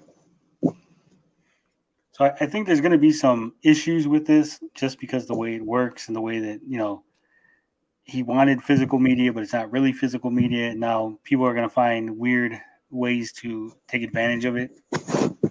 Now, this is being done by Topps, right? The cards themselves? They had a partnership, quote unquote, with Topps, but I believe that was just for gift cards. Okay. Not for the physical media. I mean, it could be also for the RFID cards. Topps make them. Yeah, and I would assume that they would, if they're going to do gift cards, that they would go the same route. And at least, like, the way I look at it is, like, how could you not at least protect your product in the box? And then if that's going to be the case, you have to have a backup plan so that scammers and, you know, people who are trying to get over on you don't get over on you. Yeah, but like I said, we don't know for sure. Tommy releases information in very weird ways, just little tidbits here and there. He doesn't go into a big clarification. He doesn't answer questions or follow-ups. It's just, this is what I'm telling you. If you don't like it, just fucking go fuck yourself. Which can Fuck is that yourself. is that a good segue to cornhole? Go fuck yourself. Not yet, not yet. Luke Skywalker says, "Aren't these being made by Technicolor?" I believe the boxes were made by Technicolor. Yeah, I don't assembled. know. Yeah, I don't know if the thing inside the box was made. It's really hard to tell because even from the video, it's hard to tell if the boxes have something in them yet, or if they're just sealing them up, packaging them, sending them somewhere else to then fill them with something and repackage them. I would assume that they were assembled there. At least I don't know why we'd put a shrink wrap on it. I guess you package it a different way. I know you want to keep the boxes nice, but I would assume that those are packaged and ready to go. And if that's the case, if those are packaged and ready to go, I do think we're going to get a soft launch here. I know it's like it's hard to believe, but with that being done and him starting to just release a little bit more information here and there, it's pointing towards a soft launch, which is what I kind of had a inkling of for the last probably year. Nick is readying his elephant gun, and Tommy is readying his Tony effigies to set on fire. Yeah, I don't know. We should segue into this soft launch because once again we are on the last day of July. We were told that we would know by the end of July. He said in a week was like what, 2 weeks ago. Yeah, well, originally it was at the start of July, and then middle of July, end of July, maybe August. I mean, and it's ridiculous at this point. I just want to know. It's like, is it coming out? Is it not coming out? The people that have money into this should know. They should demand, to know. Yeah, I agree with you. I mean, people have pre-ordered. It's not just a thing where it's a delay where no one's pre-ordered. Lots of people have pre-ordered. Lots of people have put in serious money on it as far as investments. I do think they should be forthcoming and let us know if there's a delay or not. I mean, I have a pre-order for Amico. I'm waiting to see what's going on. Now, this is what's been rubbing me the wrong way because, and I want to mention it, and I told you before when I sent you a message, was the play date. And I was there for the first 30 minutes, man, and it was chaos. And they had some issues within the first, I think, 20 minutes with overseas. A lot of people in the UK didn't get, they had an issue. I guess from what I understand from what I was reading on Twitter was that Panic had, set all this stuff up, and they made sure that 10 o'clock everything would be good to go, and that they wouldn't, the servers wouldn't go down or whatever they were using. And I guess another company had released a surprised product on that day, so they had a little, a bumpy start. But man, they sold 20,000 pre-orders in 17 minutes, and I was excited. I was very excited. And you know what? I'm sorry, Tommy. That is how you do a pre-order.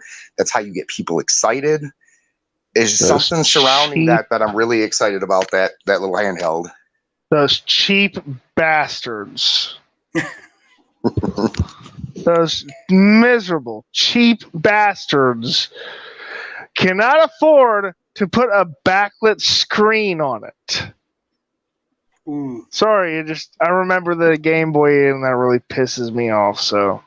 Well, what's that? I kind of dipped out there. What did you say, Carl? The play date. I hate the play date. It doesn't even have a backlit screen. But okay, so let me. Can I convince you? Can I sell you on the play date? Yes, sell me on it. Okay. I'm willing to listen. So okay, here's what I think's going to happen with the play date. They hit their bumpy road, what was it, last year, and it was it got delayed, had their delay. I think because of that delay, they gave you an extra 12 games, bumping it up to 24. They're still advertising that there are seasons. So I do believe you're going to get 24 games. Now you break that down, 24 games, depending on how much you think a game should be worth of that caliber. I think $5 is okay for me. Others think that $2 is not too bad. And when you calculate 24 games, that's a good portion of money, which you're really paying for in the unit is maybe what, $60-$70, depending on how you look at it, maybe 50. Now you're not, like they said, you're not going to like all those games, but you're going to have a lot of fun. And I think you got teenage engineering behind this. You got a crank on the side of the bad boy. The thing just reminds me of when I was a kid and I did flip notes in school. And it does have that hipster artistic feel to it. I will agree on that. But it is something that reminds me of, it's like a Game Boy mixed in with like a Game & Watch. And really, if you listen to anything that they've been putting out, that's kind of what they were going for at the beginning of this. I mean, my problem is I have horrible memories of trying to find that perfect bright spot at night when I'm playing Tetris on my Game Boy. So it's the screen, though. If this thing had a backlit, the screen. Okay, I would be a buyer in a minute if it had a backlit screen. So the super reflective display is a lot. It's hard to imagine because a lot of people who are imagining the Game Boy are trying to think about, well, even myself, I just modded a Game Boy Advance. I put in one of those funny playing screens, and it's definitely, in this day and age, you need something that has that brightness, because it's just that crisp color comes through, the vibrant, lucid color comes through. But you're talking about black and white. Now, this memory display, the reflective display, is going to be a lot nicer than you would think. I know like I said, a lot of people are thinking Game Boy Pocket, Game Boy, and it's very much a hassle to play those old systems. In fact, I can't do it. That's why I don't have any in my collection, because they're just kind of obsolete at this point. But I do believe, from what I've been hearing, and at least if you look at a lot of product images, if you look at these images that they're putting out, the screen looks absolutely gorgeous. I mean, granted, you need decent lighting, but it's very sharp and it looks very good. Now, granted, you're only running white and black, and I mean, do you really need a backlight for that? I mean, here's the thing. For me, I keep my room in darkness. Darkness, yeah. So it's gonna be a tough play for sure. You're definitely gonna have to have a lamp, or maybe a little bit of candlelight. I have a lamp. I have an emergency. I have kind of like a lamp, but I don't like it's, especially in the summer. I don't like to generate too much heat in my room, and that's one of the things that really bothers me, I just have these memories of that awful screen. Would you be willing to sacrifice that screen to get some cutting edge? And I know that's hard. It sounds like a lot of people don't believe that it's going to have cutting edge stuff, but I think it's going to have some apps that people really want to, whether they be 30 minutes long or an hour long. I think there's going to be a lot of people who are interested in that crank. And they're going to say, hey, look, this reminds me of when I doodled on a sketch pad. And there's just something about this that has that Nintendo quality that feels like not too innovative, but different. Not if it's the same kind of people who like Dark Souls games. Oh, well, Panic's in Portland. So these are not your typical... I mean, these are, I don't want to say hipster, but I think they kind of got that. That's, kind of what they're known for, is edgy kind of stuff. So I'm excited. I mean, if the screen is not terrible and I can do away with it in somewhat dim lighting while I'm laying down or sitting around, I think I can manage and it won't be too bad. If this was like a Game Boy Pocket style screen, yeah, I would totally agree with you. But I think the technology has moved forward since then. But, I'm not the one buying it. So if you're the one buying it, you like it, more power to you. Right. And I think that goes with the Amico. It's the same thing. And I think those two have been kind of battling it out. A lot of people said, what is Panic doing? What is the Playdate doing? They had a delay and they had all this stuff. But again, their marketing has been spot on, at least in my opinion. I think the way, you don't have anybody spending too much time on, hey, this is I think Cable and a guy named Frank run Panic. They don't spend too much time talking about themselves. They actually let what they had ready to go talk for itself. They've done a stream where they showed how the SDK worked and how you were going to be able to program and do what you needed to do on this. And I think that is really the selling point for me. I think I've been waiting probably 5 years. I don't have the time to learn programming at right now, and I'm really dying to get into C because I really do want to make. I've had something on the burner for 5 years. I've been doing a lot of art, animation, composing tracks, stuff like that. I could see the Playdate doing really well in computer classes in high school. Okay. And middle school, and I went to the school, and that's one of the things the computer teacher did was he taught people how to program in BASIC. Okay. So and I think go ahead. Well, I'm thinking that would be really good for schools. I mean, this could really push the industry forward in a unique way. I mean, if they make a storefront, if they made this just to sell the unit, and they're letting, I mean, granted, there's going to be a huge homebrew market. They did say that, like I said, there was 20,000 units or pre-orders sold in 17 minutes. They said they're really excited for their fan base because it looks like it has a great following at this point. After pre-orders, they were really excited by how many people were actually excited by this. So, I'm curious. Go ahead.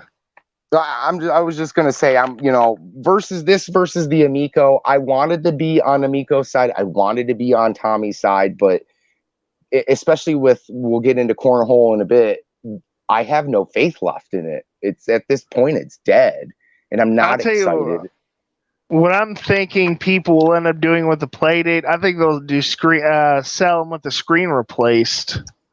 Oh, I think they'll do that in time. I think there will be certain people who find a way to maybe put a backlit screen in there. But I think once it gets in people's hands, they're going to be blown away by this. I think it's a lot better once you see it in person than, a lot of people are like, no backlit. I actually had to do the research when I first found out about it. I said, there's no backlit. It looks like there's a backlit, at least to me, when I see that screen. Granted, it's being, like I said, it's being played in light and it's a super reflective screen, but and I guess is that what they put in Kindles? I'm not sure. I guess that's what I'm hearing. I don't have a Kindle, so Kindle actually has a backlit screen. Okay. But I tell you, the refresh rate is so awful. It cannot do well with games. That's one of the things they say about this screen has a really nice refresh rate. So, and that's why it manages. There's none of that ghosting and no screen tearing on, none of that stuff. At least from what I've seen in the demos, and at least from what they're saying. So, on that front, it looks really good. Yeah. I'm excited. I don't know who else is excited. And I'll review it. I'll put it out there. Excited. I'm really want to be excited. There's nothing wrong with that. I'm kind of staying out of this discussion because I haven't really, I didn't pre-order Playdate. It's not for me. I do know that His Playdate is going to kick your Amico's ass. Yeah, no one from Playdate has called me a gaming racist or has threatened me in any way. So. And then you know what's, like I said, it's pretty bold because these guys are in Portland, Oregon. So take that with a grain of salt. You're forgetting about Portland's history in slave trading. I think it's pretty much equal. Look at that. They got a birding game on Playdate. Oh yeah, Casual Birder. Yes, Casual Birder. And we don't know now if you really dive in, and I've dived into a lot of these games. The executive golf looks really good. I'm not sure if they showed Hyper Meteor or if they showed I think it's called Star Sled. On when they updated for the pre-orders, I think they had a still image of either the Meteor game. Are these the games? That looks really good. Yeah. If you, I mean, how much research have you? I've dug deep into this, and from everything that I've watched and read and looked at, and just from I know everybody's going to say, well, they got passion, and they have a lot of passion, and so does Tommy to an extent, but also they haven't put their foots in their mouths. They haven't said anything stupid and blamed it on their heritage. I mean, the list goes on, but they've made the right decisions. In fact, some of the videos that they've made that, throw in stop motion animation to give their little Playdate character, I mean, granted, Amico has the not the splash screen, but the Amico title screen or whatever. I do like that. That's one thing I do like about Amico. But Panic gave the Playdate life. They just brought it to life in a way that Amico it hasn't done it for me for Amico. And I wanted Amico to be more towards the retro side. And I know they're not aiming towards guys like me. At least I don't know. I think a lot of the sales are going to go towards the older crowd, guys that are maybe in their 40s, mid 40s, 50s, the guys who grew up with that. That's where I think the biggest bulk of their Intellivision sales are going to come from. I really don't see them capturing the cell phone market, but I think, man, they had marketing like Panic did in the Playdate, I think they would be at a different point, even with everything that's been coming out about Intellivision. I think if Tommy chose what to show and what not to show, and would have actually not shown the cornhole and would have pumped up the boxes more and the physical media, I think we would be excited. But they kind of take a step forward and 3 steps back. You go and show that stuff, but then you go and show cornhole, and that with John Alvarado, it would just rubbed me the wrong way, and I lost all faith after that video. I'll tell you the problem with cornhole. It does not come with a free 6-pack of beer. To answer Carl's question, you do need a light to play the Playdate. Ars Technica and yes, another site have reviewed it. That's another thing that Jeff and Giant Bomb, Jeff Gershman and Giant Bomb. Yeah, Giant. That's the other side I was thinking of. So, unlike the Amico, which has gone out to nobody, right? Nobody. No one's done a demo. No one's been given a unit to play around with and check out and review. I don't even think they've gone out to. I mean, do developers really have a console? Did we confirm that developers even? Because the Playdate's been out in developers' hands for over a year, I believe. How much is the Playdate anyway? $179, and I actually didn't get charged tax. I don't understand why I didn't get charged tax. I was $179 and shipping, at least here in Michigan, and they're in Portland, Oregon. I don't know exactly if it's coming off the port and coming straight to you, how that's going to go, but it was $15, which was kind of expensive, but I guess they're handling a lot of their shipping stuff kind of personally, so that's why it was kind of pricier, but I didn't mind.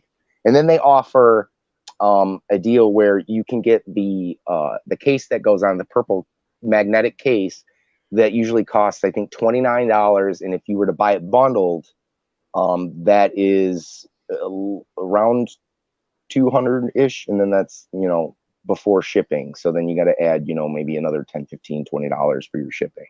So you're at around probably $220 with the case. If I knew they were going to do RPGs, I would probably consider it. Oh, there's a few RPGs, and there's actually, if like I said, if you dig, they have like an old school dungeon crawler, kind of like NES style, like that old school, if you like that. So, I mean, if you dig into these games, there are a lot of unique looking little titles that might not be, they're not, it's not like having a Switch or, something high quality, but it really hits that Game Boy itch. My light is so close. I'm touching it right now.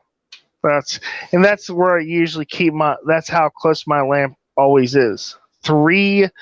It's a 3 light lamp. So I think if you've got some decent lighting in your room, I think you're going to be okay. I don't think it's going to be the best experience. Now, if you're out and about and you're outside, and like a lot of people say, you're on a bus or you're going on the train, or you're taking a stroll, and maybe you got, 5 minutes in between, you're taking a break, boom, you pull it out of your pocket, and that sunlight is really going to give you what you need. And because this is so sharp, and because it's that nice reflective screen that you're going to They need to learn from the master himself. They need to be rude to people, kind of like that Italian dictator from World War II. That guy. What's his name? Damn. Mussolini, that's right. Mussolini Tallarico. There we go. Well, here's the thing. Playdate and Amico are on 2 different ends of the spectrum. They're Yep. definitely not going after the same crowd. And I think there is no comparison as far as the experiences that they're bringing to the table. But I think where you can compare them is they're both small companies looking to carve a market, carve their niche. Yep. And we got one that is basically in your face, very loud, very rude, and aggressive. And you got another company that is quiet, reserved, keeping things to their official channel, not showing up in your face and not calling you a gaming racist or a communist for not wanting to play their games. For psychopath. I mean, yeah, it's definitely a nicer approach, and I'll tell you what, they could have the Tommy T approach, and I'd probably, like I said, like in my videos, Tommy could have been the worst person ever. He could call people every name in the book. As long as his product speaks for itself, at the end of the day, it doesn't matter. Especially since they claim that they're going after the guys who are watching this show, they're not going after. So at the end of the day, if his product was of pure quality, I wouldn't care. But I don't see it that way. And when you stick your foot in your mouth, I just get a bad taste. I just get a bad taste of what's coming for people who have. What are you doing with Tommy Tallarico's foot in your mouth? Well, I got on the screen in case anyone can't read it. Maybe it's too small. You guys can't see it on the screen. But this was a comment from Tommy Tallarico when he was asked about the play date. Now read it just in case you guys can't see it. Yes, please. It says, as you mentioned, we are building something very different and for a very different audience. And not to put down Playdate in any way, shape, or form, because I absolutely love the product and the people making it. But a lot more people know about Amico than Playdate right now. Ooh. A lot more people are following us, creating content about us, good or bad, etc. Neither of us have spent, I'm guessing, any advertising dollars for our products. Yet, a lot more people are excited and creating daily content about us. I think that just goes to show that the engaging I do and the methodology has been a lot more successful in terms of getting the word out and getting people excited and supporting the product before ever spending a single dime on advertising. And in the image, you can see that Playdate on Twitter, they have 62.4 thousand followers, whereas Intellivision Entertainment has 5,500, almost 5,600 followers. Remember, Playdate, that's the quiet, reserved crowd. Right. Playdate has 2,518 gamers in their subreddit. Amico has 1,200 in their subreddit. Can I translate? Go ahead. My name is Tommy Tallarico. You know, my voice is so amazing that just listening to it makes me arouse myself. And the only regret in life that I have is not listening to myself perform live. To quote a certain musician out there is no company greater than Intellivision because I, Tommy Tallarico, have said so. Tommy's living on the edge. So thank me very much for saying this, and you are wrong in every way. If you disagree with me, and if you so much as disagree with me, I will send the CFO out there to hunt your ass with his elephant gun. All right, Kyle. It should have just been short. It should have just been short and sweet, like the old SNL clip of the David Spade and what's her name saying, "Bye bye." Yeah, and as you can see, Playdate has sold 20,000 units in less than 20 minutes. Less than 20 minutes. Took 10,000 VIP edition pre-orders in a few days. Here's an interesting question: How many people who pre-ordered Intellivision canceled, as opposed to the canceled pre-orders for Playdate? And the real kicker is how many of those people who were looking forward to Amico canceled their pre-orders and put it on a Playdate. Ninja Kitty says that the unofficial Playdate Discord also has a ton more people engaged in it. And from my understanding, you could only pre-order 2 Playdates Yes. Yep. Whereas the Amico, we know that they were allowing as many pre-orders as you wanted. Some people boasting that they got 6 and 7 Amicos on pre-order. So Playdate, Whoa. even if Whoa. everybody on Playdate ordered 2, that's 10,000 customers. Whereas the Amico, we know for a fact that they don't have 10,000 customers. They might have somewhere in the line of 5,000 customers. 5,000, and I've been saying that for 2 years. We got to talk about that for a minute. What loser in their right mind is going to brag about having 60 Amico pre-orders? I said 6, not 60. Okay. Sorry, 6. Even 6 is quite a bit. That's all. Well, I'll tell you what. Some of the guys on the other side of the fence have been. When the hate did really start pouring in, they said, "Hey, look, I'm going to buy 2 consoles. I'll buy 3 consoles. I'll buy as many games." I know, and I don't want to throw Chuck or call him out, but I guess I am calling him out. He did say, "Hey, look, I'm gonna."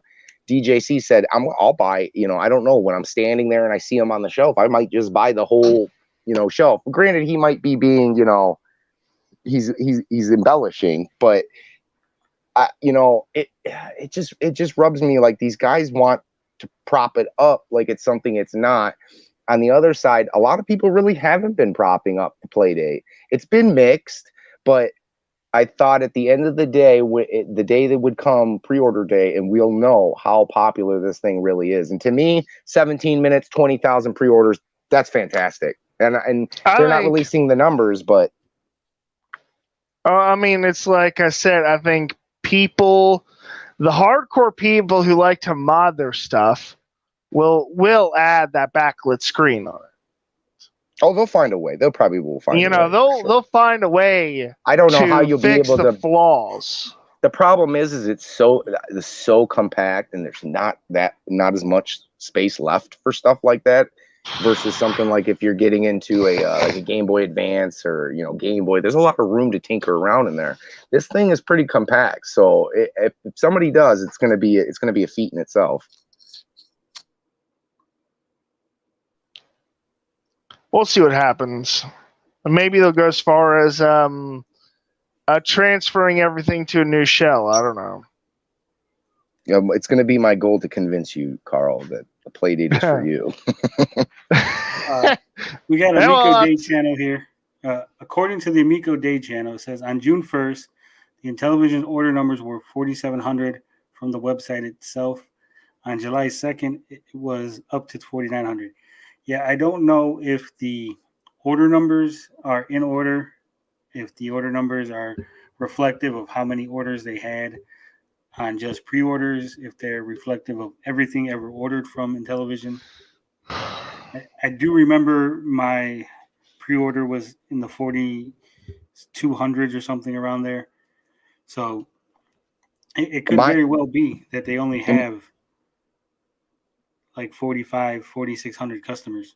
Now, I know that at least my order number, or at least what it said PD, and there wasn't a hashtag next to it, but it's a PD, and it was like 8,500 and some odd number. That's where I was at. Now, I don't know if that really meant I was around 8,000, but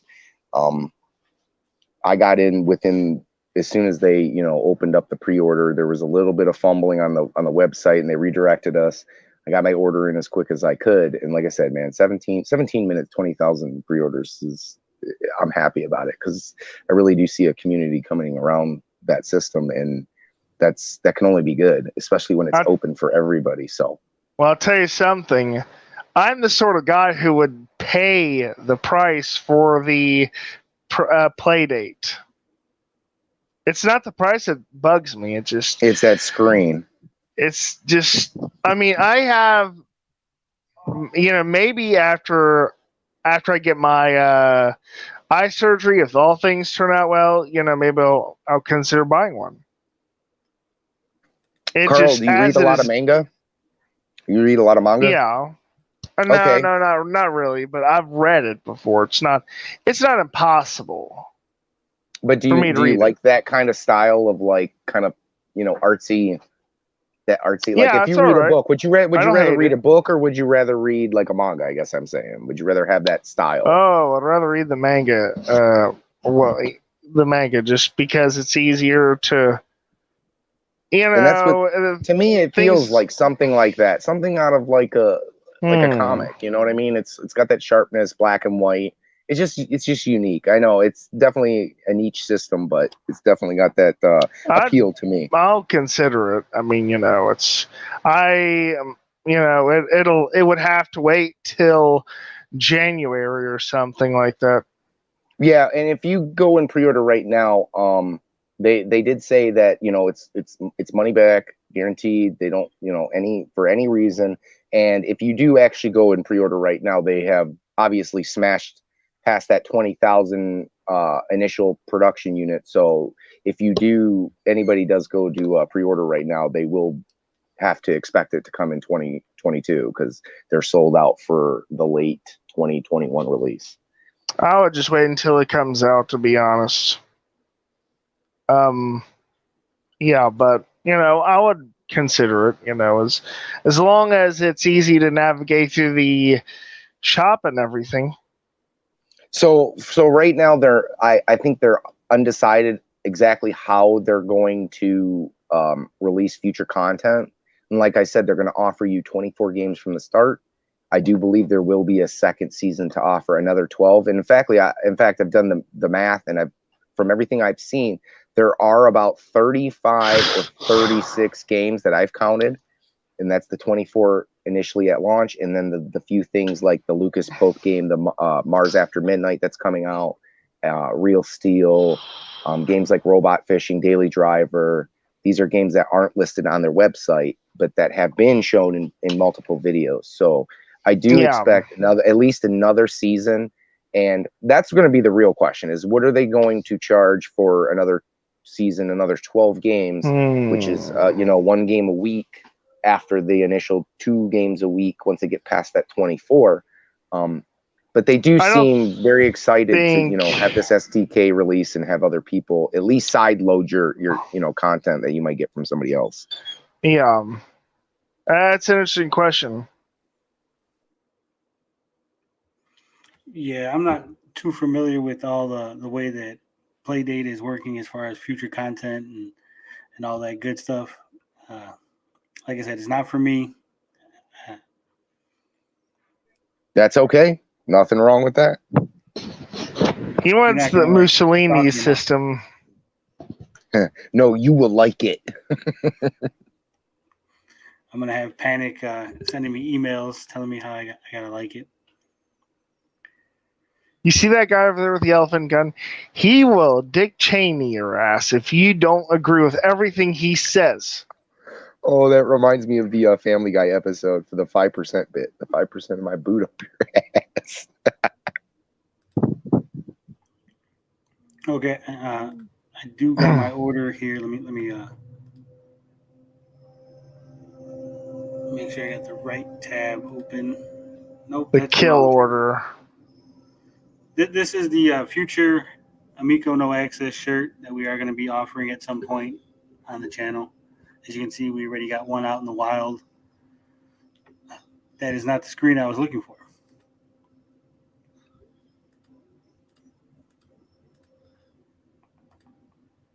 I'll have to buy one when they're officially out there.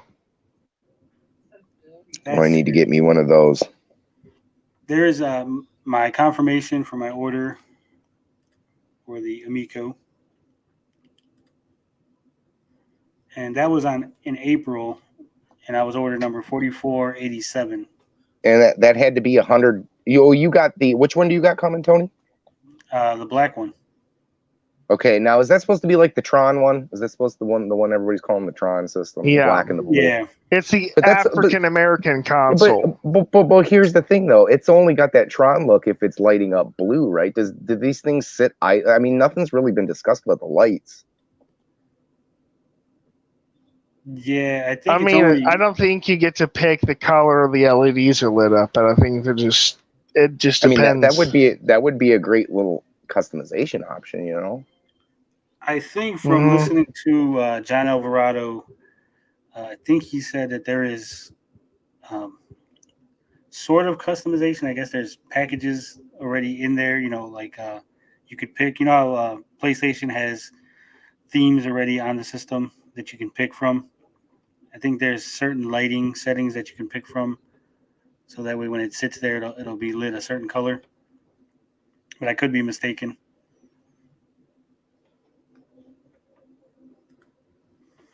And Amico Day says that's an interesting order number.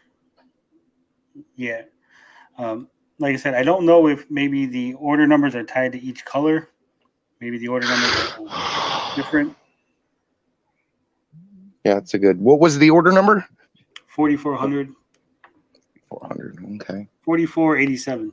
I always put my money that they were at least going to sell around 5,000 units. I thought that was a pretty generous assumption. Thank you. Assumption that given the amount of retro gamers and guys who were interested in that, I think that's a pretty good assessment. But I don't know. I don't know if they can clear 10,000. I'm super excited about the play date. I mean, that wowed me, and I haven't seen that from Amico yet. So, well, see, Amico Day channel says his order number was 4733, and that was on June 1st. So they could very well be in order as to the amount of Amicos sold. So, and if I don't know, man, if they can't, they got to at least hit, what is it, 30,000 units? Is that like at least the bottom line is like 30,000 units? I would think, like I said, from Tommy's original discussions, it was 180,000 that they had to make in order to break even. Oh, wow. Nick Richards says that number, like in our talk, obviously, with all the cost increase and everything, that number's gone up. He didn't give a hard number as to how far it went up. But I would think at the very least, it probably went up to 250,000.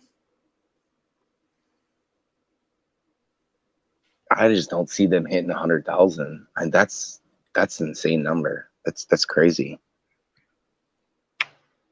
Considering, I mean, we'll have to see. And then, like It's we said, they only produced 50,000 boxes for their physical media, physical product. There was no breakdown as far as how the boxes were divided, if it was 50,000 per title or 50,000 total.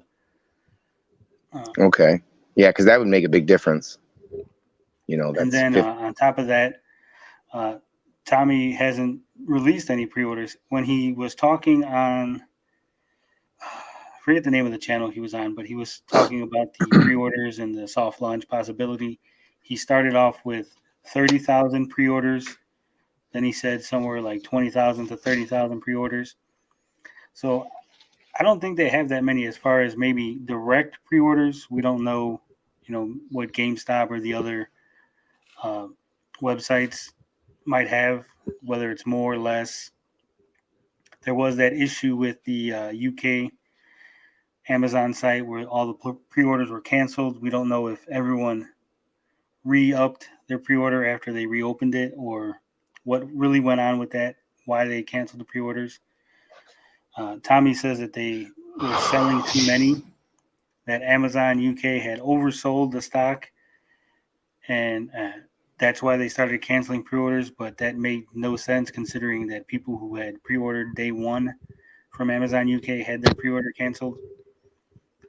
And I don't in a couple days, or well, not, I wouldn't say in a couple days, within the coming weeks, I mean, do you really see people, them getting more pre-orders than them losing pre-orders at this point? Oh, no. At this point, if people haven't pre-ordered, I don't think they will. Yeah, I think it's in the books. I don't at see this that. point. Yeah, It's, if people had... Go ahead, Carl. I was saying, people had all the chance in the world to order, and they're not going to just suddenly decide to start pre-ordering. It's like... Yeah, and I we've think had the chance. They really have to hit off this mothers or the cell phone market or whatever, because if you're a gamer and it's either for you or it's not, and at this point. I mean, it's been long enough. We've been talking about it for quite a while now. So you either know or you don't. if they really want to sell this to mommy bloggers, I'll tell you what they need to do.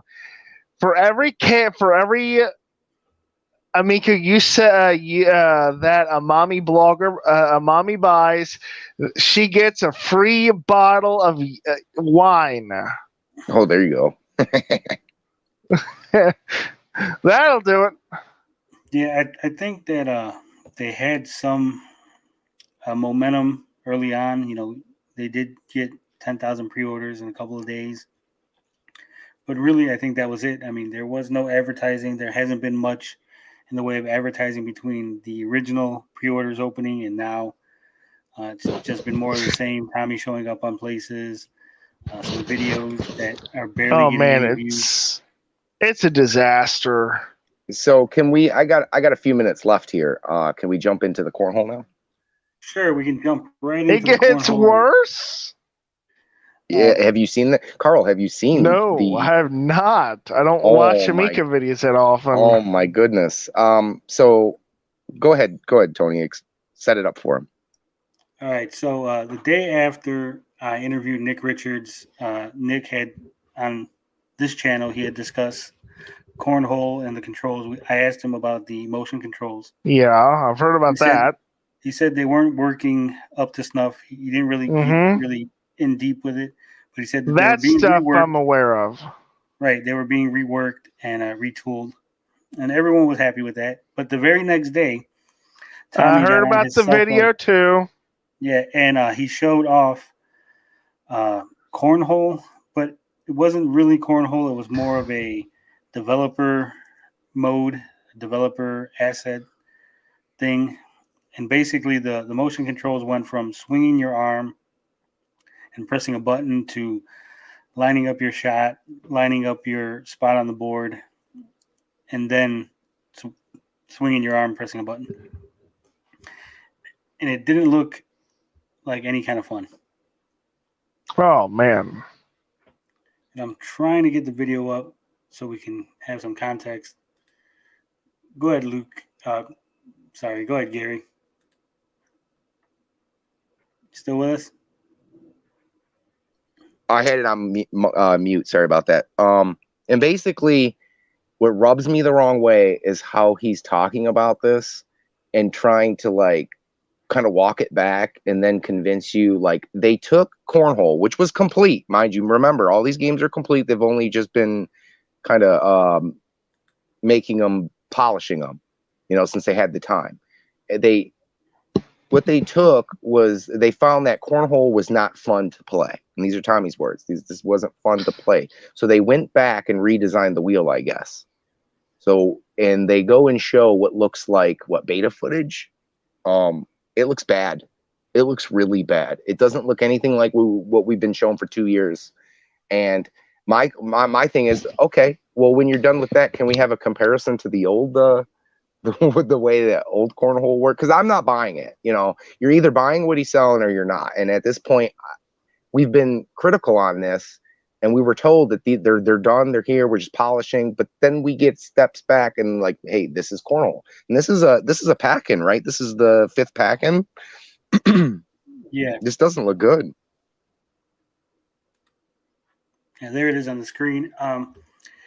The way that they talked about this, he was saying that this was not the game. This is just the motion control scheme for the game.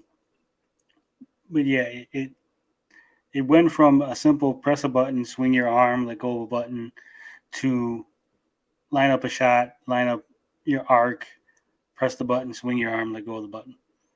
So it went from a 1-step process to a 3-step process. Right, and there's actually a very good interview I've been meaning to look up after I've watched this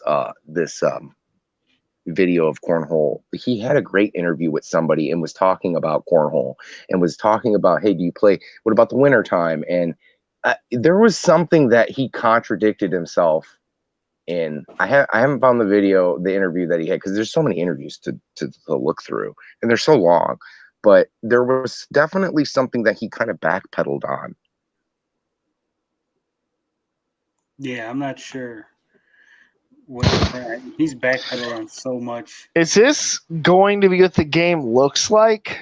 No, No. he said this is just they're in like program like without all the the fancy frills on it. But to me, something it still doesn't add up. If you look at the original footage and you see they basically said they changed it because the way they were throwing the bag didn't feel right and it wasn't fun. So they went back and had to, like I said, reinvent what they had done before so that it felt more fun.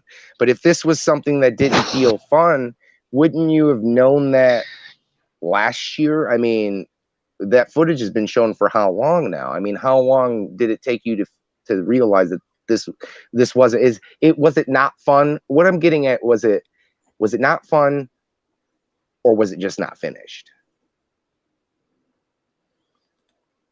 To Gary's point, they've been showing off cornhole for quite a while. They've been saying that the cornhole works. The motion controls work.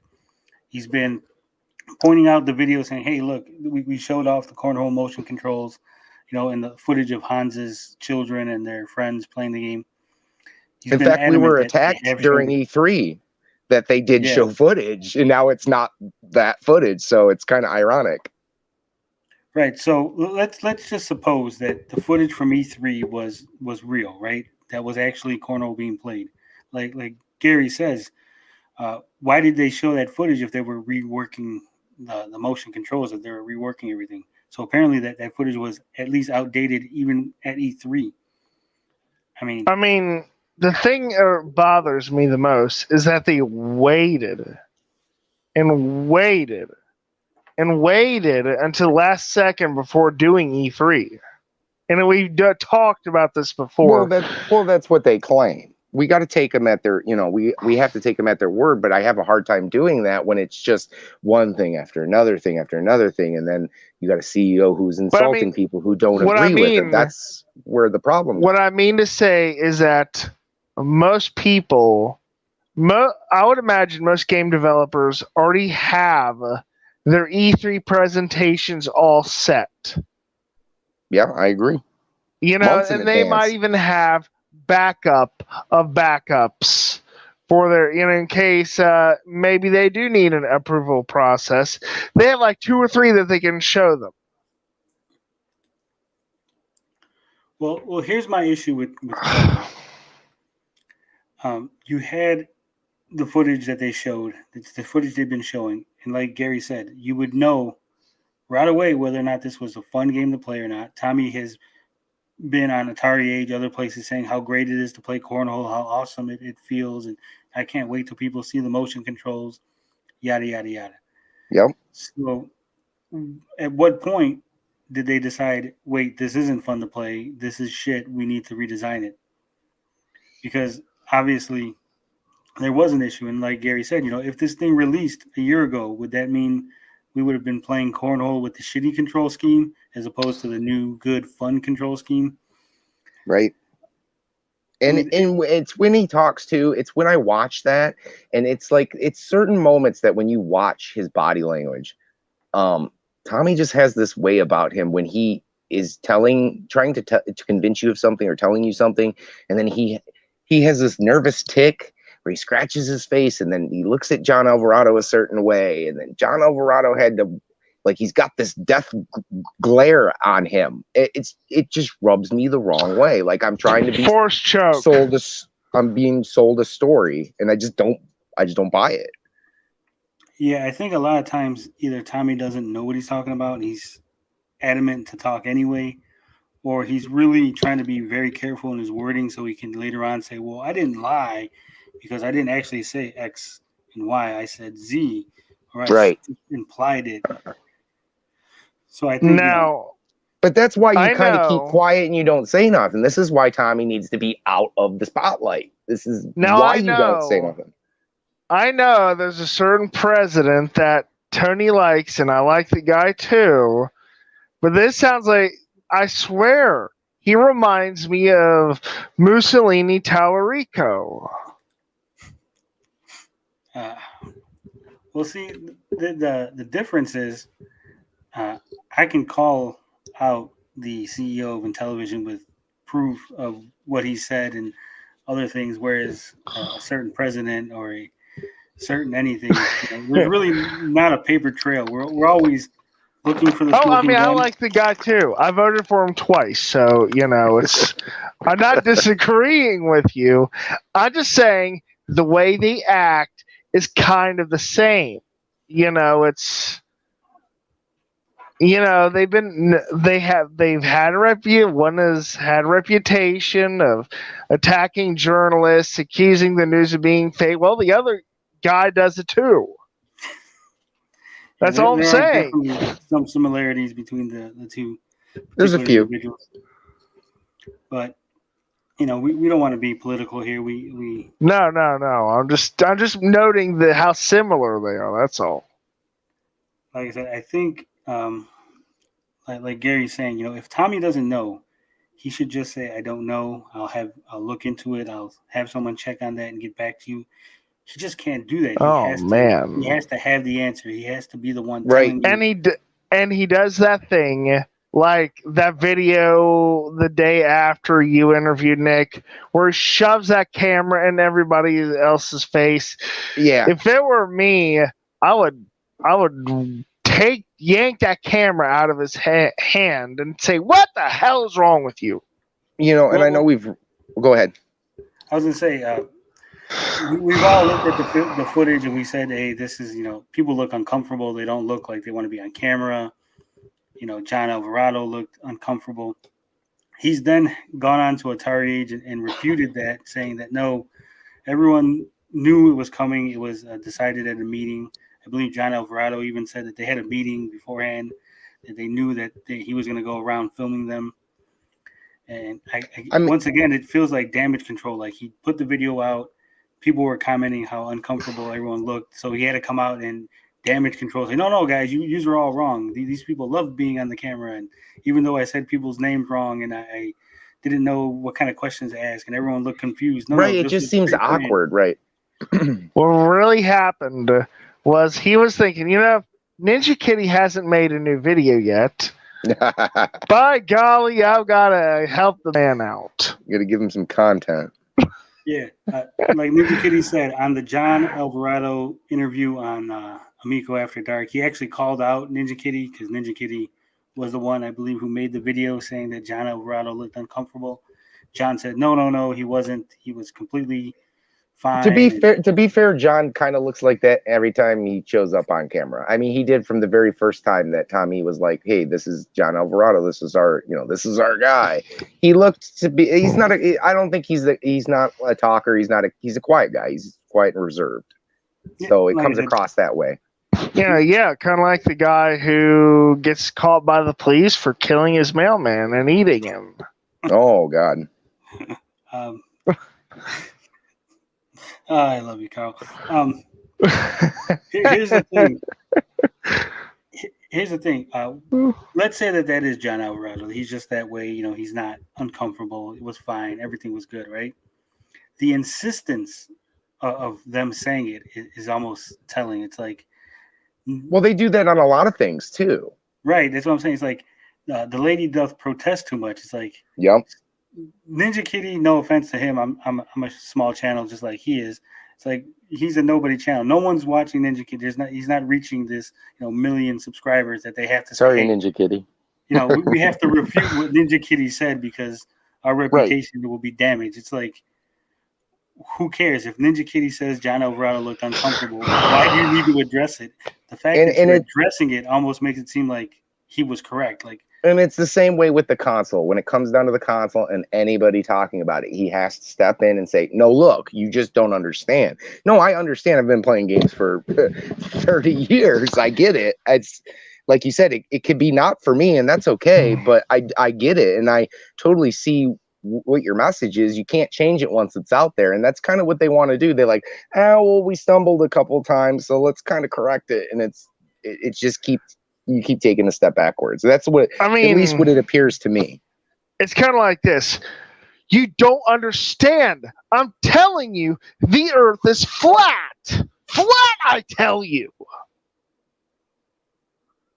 That is the exact kind of stuff. Just it sounds like Tommy Tallarico is saying, and well, it's all how it comes across, and I think that's been the biggest issue with a lot of people. Is just like, shut up, show us your product, let it speak for itself. That's all I want, And I feel like that's why I said that I'm so excited about the Playdate. I think they did that. I think they let it speak for itself. It's for you. It's not for you. Make up your mind.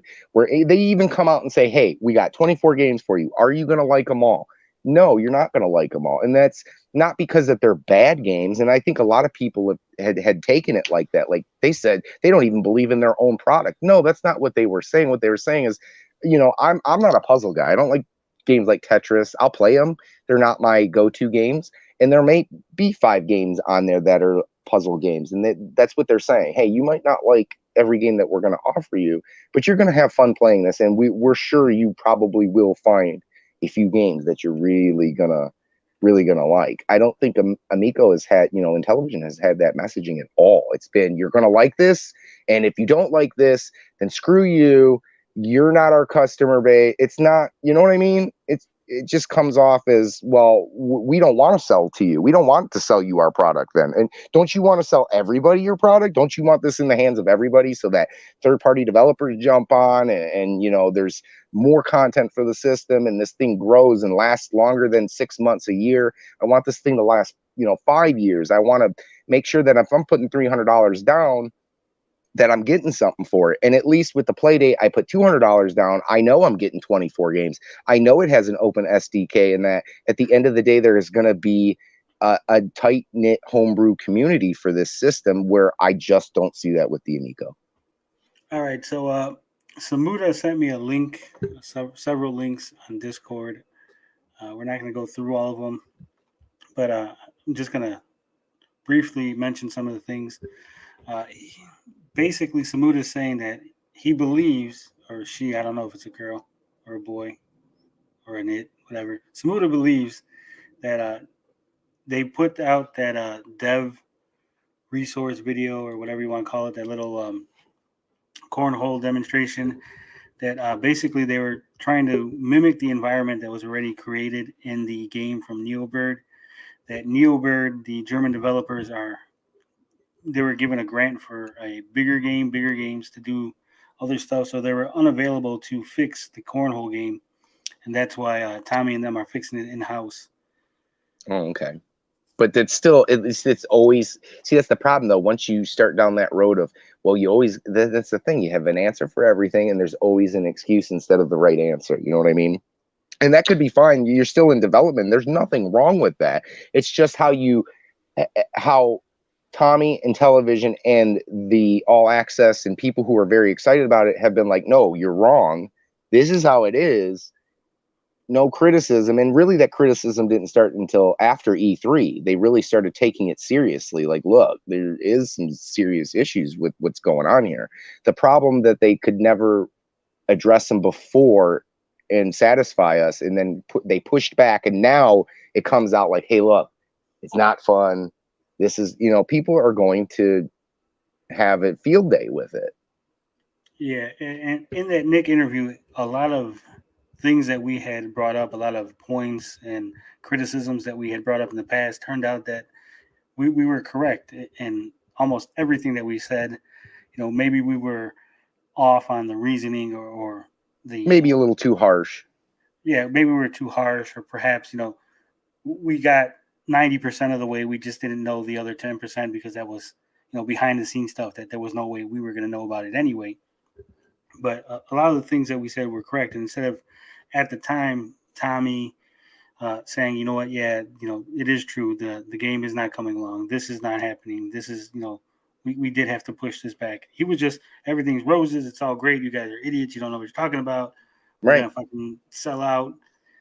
And I think that's really hurt them a lot. It hurt their credibility. It's hurt their definitely momentum. The feud with Pat and Ian has not been good. And it's like, I think now if you watch Pat, he has a good reason to kind of go after him now. Whereas before, you can kind of tell that Ian doesn't really ever want to talk about it. He's just over it at this point. But Pat's just kind of, look, you want to play tough guy and act like I'm the asshole here, and now I'm going to drill it home. that every time you mess up, I'm going to make sure we do a response to it. And it's like, if you wouldn't have made yourself seem like you guys were right and that, you know, everybody else is wrong, this stuff wouldn't be happening right now. Yeah. Pat and Ian, again, you know, a lot of the things they pointed out were just common sense things that you could just see. Anybody who didn't have blinders on could just see that there were problems, issues that if they would just had addressed at the time would have never been blown up into anything. No one would have dug deeper into these things. You know, let's take Evel Knievel, for example. When it was first noticed that it was a mobile port of a game, instead of Tommy saying, yes, this was a mobile port, we used the footage from the mobile trailer because we didn't have any new footage to use. You know, we're going to develop it. We're going to put some new levels, do some whatever, you know, reskin it, however you want to put it. You know, that's what we're doing going forward. No one would have had a problem with it, I don't think. I think most people would have said, okay, you know, you explained what's going on. But instead he was like, no, there's no mobile games. You're wrong. This is not a mobile port. And then we were like, dude, here's the fucking mobile game. Look. Well, it's different. It's like, well, here's the exact trailer that you used from your video. Well, you don't understand. And then he made this big story about, he basically said that the developers of the Evel Knievel mobile game really believed in it. They really liked it, but it got buried in the mobile store, and they never got to finish the game and make the game that they really wanted to make, and that they had reached out to Tommy because they're good friends.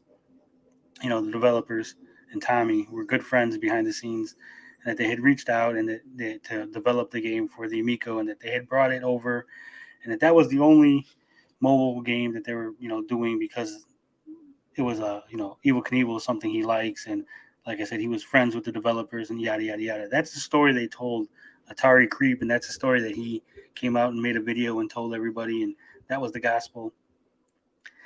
And turns out, you know, that's not really what happened, because it was an old mobile game that obviously Tommy likes. Evel Knievel, he picked up the Barnstorm Games. As far as I can tell, they never mentioned anything about being old friends with Tommy when I talked to them, because I did talk to the head developer on Twitter DMs.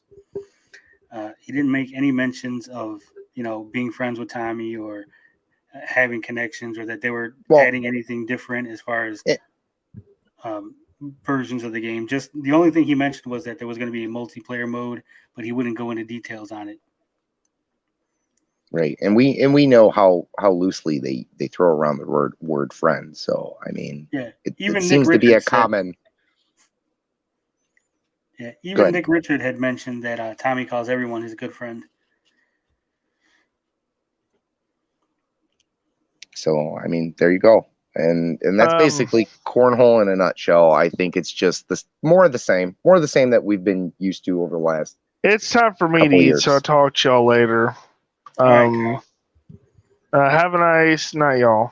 I think we're gonna have to wrap it up. See you later, Carl, because I got a few minutes left too. So. All right, so I guess we'll wrap it up. This has been going pretty long. There will be, I guess, a very short. Let me see if I can get the banner off. We'll do a very short Q&A with the chat, because we always got to have chat Q&A. Any questions, anything you want to talk about real quick, we'll give you 5 minutes, 5 or 10 minutes. 56K warning says Amico gave Pat the best content he could have with Fake Tommy. Yeah, Fake Tommy is pretty good. I would love to have him. If Fake Tommy is listening to this, I would love to have you on. Maybe do an interview with you in character, obviously. It is a good bit.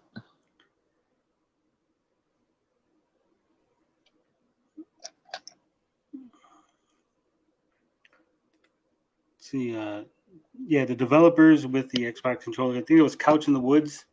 I haven't heard anything from them in a while. What's that with the Xbox controllers? Yeah, the ones that did the what the hell is it called? Something Striker, Neon Striker. Oh, okay. The remember they did a video showing off the game, and they said they didn't have Amigo controllers, that they were using the Xbox controllers. Oh, okay. Yeah, they're the one where you're scoring goals and it plays kind of like a Rocket League type. Yeah.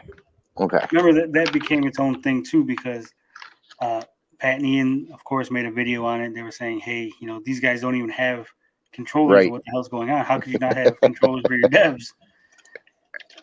Well, it just seems to be a common trend here. Yeah, Neon Strikers was in a few videos. I know there's a TikTok. If you are on TikTok, there's a Intellivision tour, like what it's like to work at a game studio or some weird wording that they go around. One of the programmers, she goes around, talks to people, shows some footage of them playing Neon Strikers and stuff. Now, to their credit, I mean, that game does look fun. It looks fun, but as you guys you're raising the question, where are the Amico controllers being played with it? I mean, isn't that if I'm going to see the game run, obviously I know most games are created, on a computer, but and they obviously that's an easy way to hook up a Microsoft controller to your computer, but still you're showing it off. I think you should show the Amico controllers in action, but it really is vindication for this whole time of saying, hey, look, these controllers, there's something up with these controllers. We don't personally know what it is, but just something doesn't smell right. Yeah, we know that Nick Richards said there were some bugs in the programming at one point. That's why the gyroscope wasn't responding correctly. So we did confirm that. Obviously, if the Neon Striker devs were using Xbox controllers, then it's got to beg the question, how much are the actual Amico controllers going to add to the gameplay? Right, and what unique feature does the touchscreen bring to the table? Yeah, it's a good question. And how much fine tuning and optimization can you do without the Amico controllers? I mean, right. Obviously, you could only go so far with the Xbox controllers. Then they basically had to stop development and say, well, we've done everything we can. Now we need the actual Amico controller, guys. And it's going to be a weird thing. It's the same thing with the 3 demo units that they keep showing off. I forgot to ask Nick Richards, but I did mention on Reddit that I forgot to ask him. I was going to ask what was inside the demo units, because I wouldn't put it past them to have better components inside the demo units to make a better experience versus what's going to be in the retail version.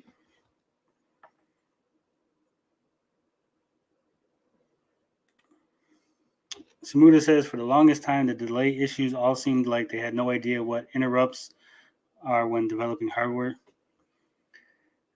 Yeah, I don't quite understand that comment. Maybe rewrite it.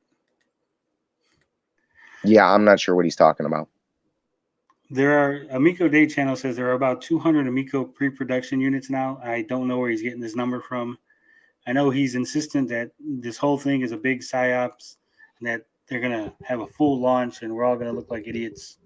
I don't see that. I mean, if they did, why aren't people saying, hey, look, I mean, you don't see anything. And granted, they could be signing NDAs and whatnot, but I would think at this point, like the Playdate, you have guys, like if you go look up Playdate, they already got guys running Doom on Playdate. You pull out the minigun, use the crank, boom. That's cool. So I would expect if some of these guys got this into their hand that they would be able to work on their games, but also kind of tinker with, and see what the hardware's about. And we just don't see that going on right now. Yeah. So Amico Day says a batch of 80, a batch of nearly 100, and then the other pre-production units. So 200 is just about accurate, except from between the time that we had the Texas event and the time that we had the Pennsylvania event, we still only had 3 demo units. You would think that if they had handmade nearly 200 units, they would at least kept a couple more for demo purposes. And I don't think they have 200 developers. Right, and we see these in every video, right? The Ferrari red is the one that's always in the playroom at the headquarters, isn't it? Yeah, and that also begs the question: Are those? Because I know in the video, the TikTok video, they show at least 3 different Amicos throughout the building. My question is, are those actually the demo units? Is he packing those up and taking them to demo? Do they actually have more units that they just don't bring around? Yeah, that's a good question. And I know this is kind of like off, and I don't know if you guys talked about this a couple weeks ago, but after watching last time I was on, I didn't watch the Crayola event. Is it just me, or did anybody else feel like the All Access crew was kind of helping at the Crayola event? Is that just me? No, Like they were helping. They were 100%. like, yeah. They admitted that they were helping. They were passing out flyers to get people to come to the Crayola event. They were helping move tables, set things up. I mean, helping. we that goes a little bit past of being, a fan and being kind of. I know they. I don't think they've ever claimed that they've not been, unbiased about it, but it definitely seems like they've gone the extra mile to make this successful, just for a few guys that are some very small YouTubers. Well, I'll tell you this, Gary. It was so bad that one of the individuals said that he was approached in the bathroom by someone that was there, and they were asking him questions about, well, how long have you guys been developing the Amico and blah, blah, blah. Because someone at the Crayola event that had no idea who any of these people were under the impression that this individual was working for Intellivision. Oh, wow. So obviously they were, very hands-on, helping, setting things up, helping people with the games and the controller and stuff like that. I mean, and there's nothing wrong with that. I don't have a problem with that. It's just, it goes against, what you guys have been, what they've been, they don't want to be called chills. They don't want to be called cultists, which is fine. And, I don't like to use those terms, but when you're in Texas, I mean, Cyrus is in Texas, right? I mean, when you go from Texas to Pennsylvania, yeah, that's a hike. And it begs the question, like, did Tommy pay for that trip? I don't want to call anybody shills, but that's like I said, that was a 4-6 hour event. That's a lot of time to take out of your schedule. Even if you're not working, I'm sure you have other responsibilities to just kind of cut like that. And I know DJC is actually down the street from me. I know he lives in he's in Detroit, I think. So he's like literally 5 minutes away from me. And that's a far drive. I mean, if I could have taken that drive and gone just to go play the system, I mean, at that point, I thought these guys were kind of cut dry down the middle. Like, hey, we're looking at this thing and we like it, but we also criticize it. But then you're helping Tommy. Like, that's another thing that just rubs me the wrong way. That you guys are helping with this event when it's like, hey, look, they got the money. How much money did they raise? They raised an incredible amount of money. And it just seems weird to have a group of small YouTubers helping you with the event. It's just weird to me. Well, that whole event, there's been so much, I don't want to say controversy, but there's been various stories about what exactly the event was. Some people have said that, as Ninja Kitty is asking, one of the individuals that went with DJC, I guess one of his friends or a friend on YouTube or something, he was like, we got to thank Retro Bro. He set it up. He paid for the meal. He paid for this and that and the other thing. And then Retro Bro, we had mentioned that on Discord. He came into the Discord and said, no, he didn't pay for any of that. What do you guys, you don't know nothing. Tommy paid me. And he was all upset that we implied that he paid for this event or for anything. There was another video from, was it the original Next Level Gamers? Where this was prior to the Crayola event, where they were like, we got to give it up to Retro Bro. He set everything up. He was acting as a liaison between. That's Mike Mullis, right? Yeah. Okay. Mullis was saying that Retro Bro was basically, because he's from Pennsylvania, he was talking to the Crayola people on behalf of Intellivision and I guess acting as a messenger between the two to set everything up. So I mean. It's basically their own words. And then when you say, hey, well, this guy who was there said X, and then they get mad. No, that's not true. Well, don't tell me. I wasn't there. He's saying X. This guy's saying Y. Maybe you guys should all get your story together. Get together, get your story straight, and then, go on I mean, YouTube even and if make your videos. right, but even if you had the story straight, it still rubs a lot of people. It rubs me the wrong way, and I think it rubs a lot of people the wrong way. They see guys that have been saying, "Hey, look, this thing's going to be awesome. There's nothing wrong with it. There's no lag. There's this, that. You know, Tommy's a great guy. He's my friend." And then you're helping them run an event, that they have enough money to do themselves. It's just weird, at least to me. Right. And here's further. I wanted to mention this during the cornhole talk, but I forgot. So they had asked, they did the Crayola event, and people were asking if they played cornhole. These people, these individuals who were at the Crayola event, make YouTube videos. They came out and said that cornhole was not at the events because it did not fit in with the focus of the event for families and young kids, but that the cornhole did work. And then we know, like 2 weeks later, 3 weeks later, whatever it is, we find out that cornhole was in fact not working. So I think their credibility at this point is working, shot. but not fun. Okay. No, because they reworked the cornhole, so that's why it wasn't at the event, not because. Okay. I got what you're saying.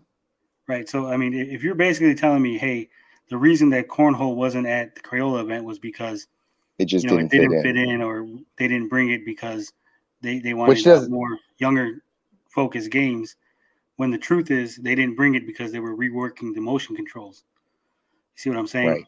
Right. So basically, you are now spreading misinformation. You're spreading the propaganda of Intellivision, whether knowingly or unknowingly. And I think at this point, your credibility is completely shot. You are not unbiased.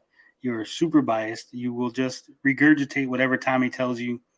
And I mean, there's nothing wrong with being super biased. I mean, when I go and review the Playdate, I'm gonna make it known that, hey, look, this thing is right up my alley.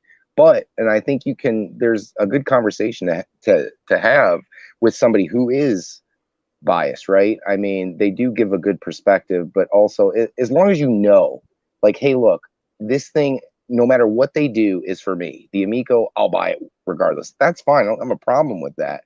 But when when you were being criticized, and when the criticism was at the time when you should have handled it, you didn't, and you pushed back on that, on that theory, and then later it comes out, it's always a bad look. And I think that's the biggest problem. And like we said before, I don't think they'd be having this kind of backlash if they just were like, you guys are right. We're going a little too strong on this. We are biased towards this. Because you look at these guys' collections, and they probably are close to completing Intellivision. Granted, Intellivision has a small library. These guys have massive Intellivision, Commodore, Atari, their collections. This is their era of gaming that they absolutely love. And I obviously understand that you're going to be biased. That's what you remember as a kid and what you grew up on. But there is a time to understand that I am biased, and maybe I should be listening, at least in the early, about a year and a half ago, that's when the criticism should have been taken seriously, and not after E3 tanked. Yeah, well, here's the thing. I think it goes beyond bias or unbiased. I think, obviously, if you're into video games, you're biased towards a video game. If you're into a certain genre or a certain era of video games, you will be biased towards that. That's expected. They're older gentlemen. I expect them to be biased towards older games, retro games. The issue is they have entanglements with the company now. They have, they're appeared in official videos for the company. They've appeared at events for the company helping out. They are self-proclaimed friends of the CEO. I mean, at this point, there's no way anybody could look at their video and say they're being in any way, shape, or form objective, genuine, right? The product. And I think another problem is someone like me who will come out and say, "Hey, Sony sent me this game free. Microsoft sent me X, Y, and Z, and this is why I'm playing it and reviewing it, and blah blah blah." They won't even go out as far as saying, "Hey, I'm talking about this product, but I'm friends with Tommy," or they sent me, this behind the scenes stuff. I got information because I'm friends with him. I'm playing ball. They basically try to pretend, downplay that stuff, pretend that it's not having any effect, and then they get upset when they get called on it. Right. I think that's one of the big issues and I brought it up to Nick Richards, and he said that he understood, but that I was being a little nitpicky. And I guess, I can be nitpicky, but like I said, if I'm just somebody who has no idea who Cyrus Martin is, for example, right? And I Right. watch that reaction video to the Texas event, and his brain is turned to Swiss cheese, and he's saying all these good things. I'm thinking he's just some guy that showed up to the event. He's not a paid actor because there's no paid actor thing on the screen. No right? disclaimer, right? No disclaimer. I don't think he's a friend of the CEO because there's no disclaimer for that. I don't know he has a YouTube channel because there's no disclaimer for that. I don't know that he was invited to the event. As far as I'm aware, this is a public event, open to the public, and he is someone from the public that signed a agreement to be filmed and be put on camera. That's it. It's as far as I'm assuming. Right, and no this one's is gonna go ahead. go ahead. Oh, I was gonna say this is why DJC got so much flack from a lot of people, and Rich, right? That's why the whole jaw dropping was like, well, wait a minute, nothing here that's like revolutionary, but you're also entangled with Tommy and Intellivision, so, and that's why you got flack from a lot of guys. So Yeah, and I think part of it is, like I had brought up in a previous video, they had a reaction to playing the Amico. At the time, Saggy Melons had not played the Amico, but they used 2 clips of her voice and 2 clips of her talking about the Amico and how good it was for families and stuff. And everyone else in the video had played the Amico. So one would just assume, watching the video, that everybody talking had played the Amico, and this is their reaction to playing the Amico. Whereas this particular individual at that point in time had not played the Amico, yet they were showing clips of her as if she did. There was no disclaimer. It wasn't just her setting up a question or asking a question to somebody for them to answer. It was actually her making statements about the console. And I think that's very misleading and very, it shows how they're willing to take any shortcut, any angle in order to push the system. Yep, I agree.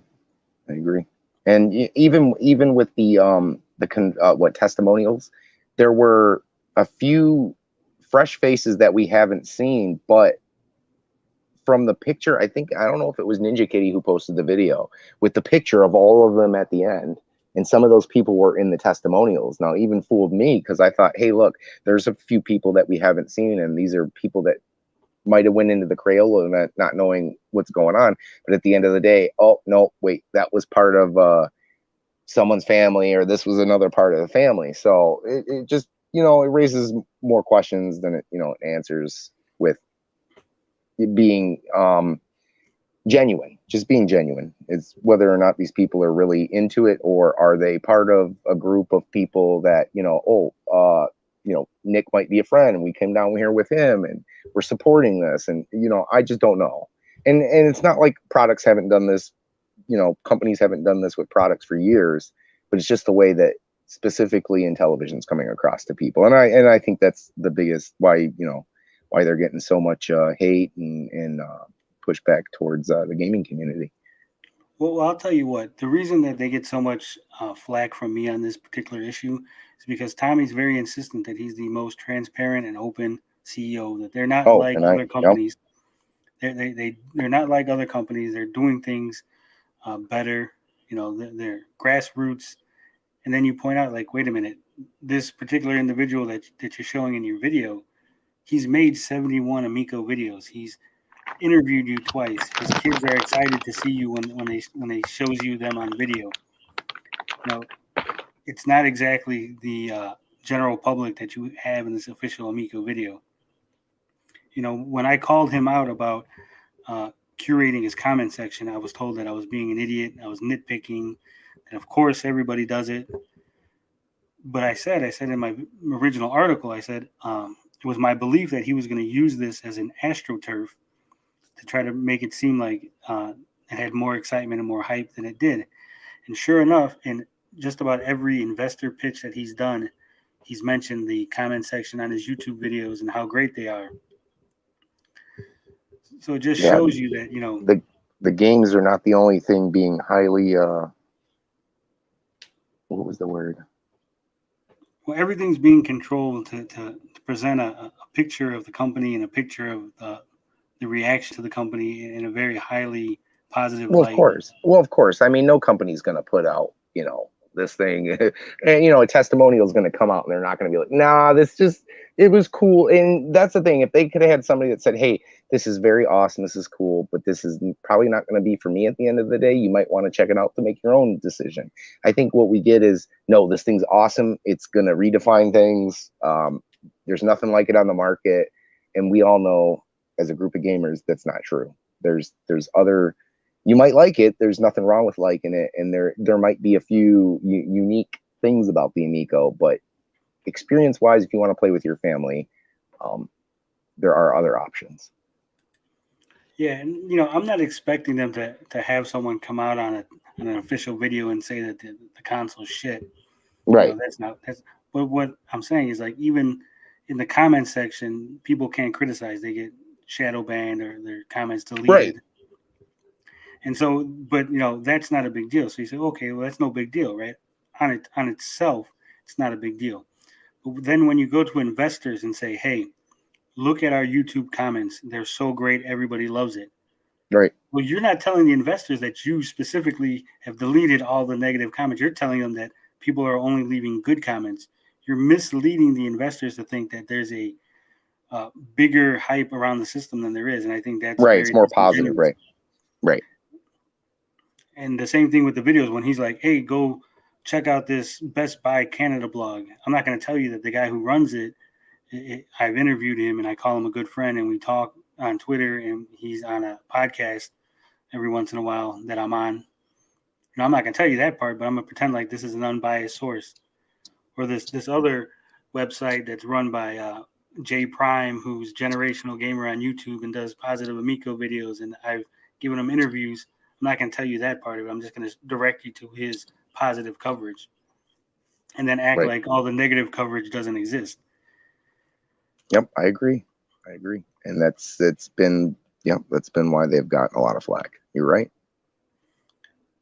So, I mean, and there are several people that are within the Amico fandom that are claiming to be journalists or ex-journalists, or they want to try to be journalists. And to see them say these things and not see the ethical and journalistic issues with their coverage is very disheartening. And kind of, it hits me on a personal level, being a journalist myself.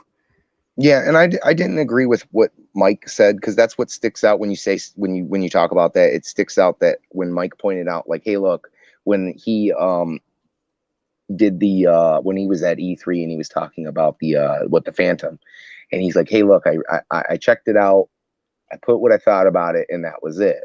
But I think it's not that simplistic. I think, like you said, everybody, like the average consumer is not going to know that Cyrus, as is a small YouTube channel, and that he's, like you said, made a lot of videos about this, and then he's featured in a lot of this stuff. And the average investor is not going to know this stuff because they're, they got their investment, but they got other things going on, and they're most likely probably not gamers. They're investors. They're looking for opportunities to make money. And like you said, it's being disingenuous, and it's not right at the end of the day. And that's why a lot of us are going around kind of preaching the gospel here that, hey, look, all we're saying is this thing, something don't smell right. Take that with a grain of salt. If this thing's for you, that's great, but just be aware that it might not be what it's being presented as today. So when you get it, in October, or if it comes out next year, that it's the roses they don't smell too great. Yeah, and to go back to what you said about Mullis saying that he was at E3 and he checked out the Phantom console. Well, he actually really exposed himself, in my opinion, when he was talking about that. Because if you know anything about the Phantom console, it was another like Coleco Chameleon situation where it was basically not a real thing. It never came out. There's a lawsuit, I believe it's still ongoing, possibly. But they got sued for the claims they were making and all kind of stuff. He basically said that he went out, he checked out the console, which we know wasn't real. And then he went back and regurgitated the press release from the company. He didn't question anything. He didn't say, hey, you know, I checked it out and it doesn't look real, or the claims they're making don't seem possible, or he didn't give any sort of opinion on it. He just regurgitated what he was told, and he thinks that was good enough. And if someone invested in the company or someone made a pre-order for the console, well, it's not on him. It's, you know, he just said what the company told him. Right. And I think that's complete horseshit.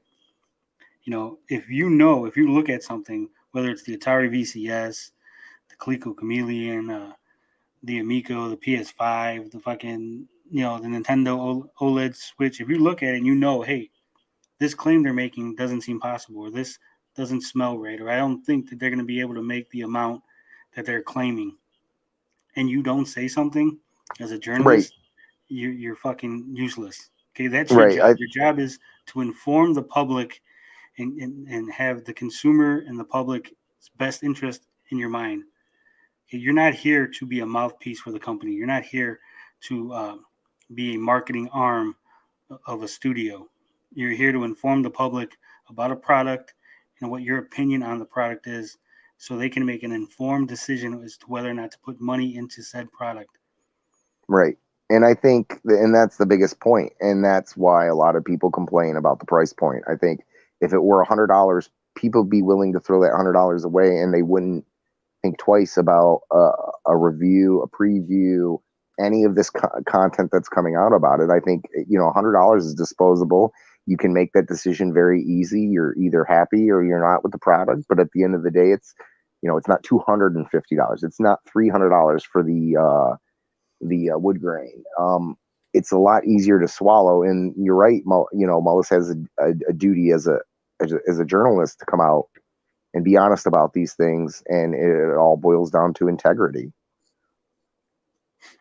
Yeah, and you know, I don't try to, you know, aim any of my comments at any individuals. I try to keep it on the console, but when you come out and you say you're a former journalist, or you are a journalist, or you're looking to be one, and you are acting in such a manner that it's making the whole games journalist industry look bad, you know, that affects me. That reflects bad on myself, because you know, you're only as good as the worst person in your field. I did a whole article on this.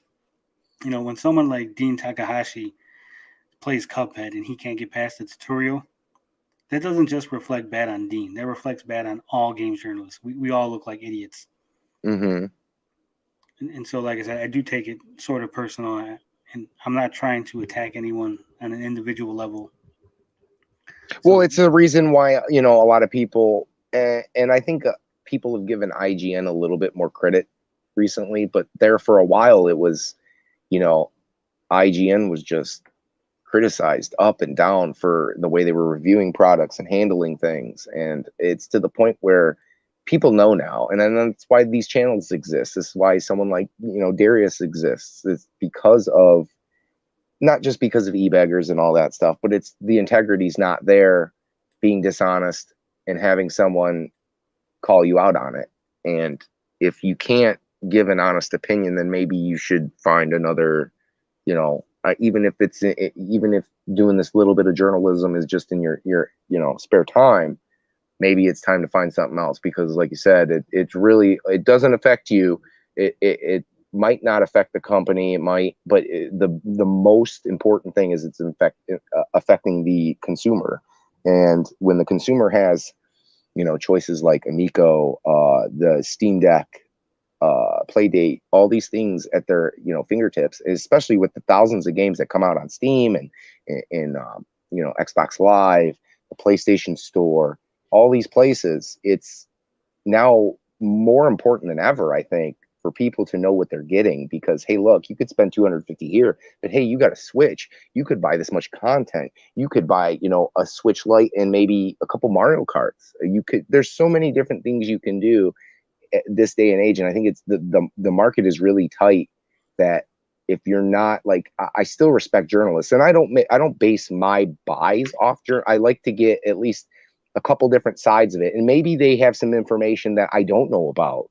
but I want that information to be honest, truthful, you know, steer me in the right direction. Don't mislead me. And then I end up with a product, and then whose fault is it? It's not Mike Mullis's fault that I bought an Amico and it just plays like shit. It's, you know, whose fault is it? And then really, I gotta put it. There's certain people who look at that and take it as gospel. I don't. And there's, you know, I've been around long enough to know, like, hey, look, this is just to see some gameplay, to see maybe another side of it that I might not have looked at it through the same lenses. But, you know, at the end of the day, do your research and make sure you know what you're buying. Because in this, like I said, in this market now, there's just so many options. Yeah, Ninja Kitty brings up a good point. The fact is that it's 2 months from release, and we have no idea about games, what they look like, how things will work. That is bigger than the expensive price point. Yeah, and even in the interview I did with Nick basically said that, you know, there's not any finished games. They're close to being finished. They're almost there, but they're not quite. And I think that's really telling. You know, once again, you know, we were told they were ready to go last year. Last October, they could have launched if they had the parts, if there was no COVID. And at this point, they're just polishing games because they have the extra time. Yeah, and then come to find out that that was all a bunch of horseshit, basically. We don't want to turn this into a second Amico segment. So if you guys got any other questions, any suggestions for songs, I will say that I want to have a sort of scripted section on these live streams, something like a 5 to 10 minute scripted thing that we could play. And I'm going to open it up to the fans if they want to send like a little mini video or something we could play on the live stream and we talk about. You know, just hit me up at TonyTGD@thegeekgetaway.com.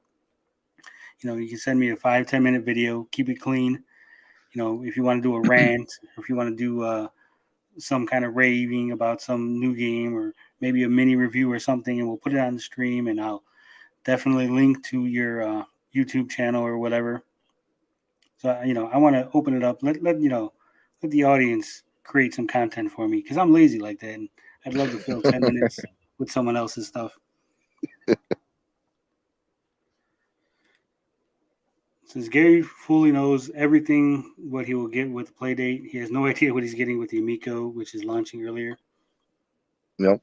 And that's why I don't have a deposit down on an Amico. I like, and I've said it before, I like Astro Smash. Doesn't bother me. I think Astro Smash looks pretty fun. I could have fun with that. The art doesn't bother me too much. But it really boils down to, I thought Cornhole was going to be one of those games I would be like, yeah, this is going to be fun and everybody will like the play. It's like Wii bowling, you know? And when I see that video and it's just, oh my God, it's like worse than what we thought. You're showing us, well, this doesn't have the art on it. It doesn't, yeah, but I've heard this stuff before and that doesn't bother me. But what bothers me is that, hey, look, E3 came out, we're like, oh, look, they're playing, they're showing, you know, you got guys back and you saying, hey, look, they're showing Cornhole right here, you know, this family. And granted, are they, you know, do you realize this was footage, just different angles of footage we've seen before? And now it comes out that, hey, Cornhole's not as good as it was looking. It's just like more vindication, more I'm right. And I don't want to be right. I want to be wrong so badly on this because I love original Intellivision. I have tons of games for it, man. I just want to see all the retro stuff made. That's me personally.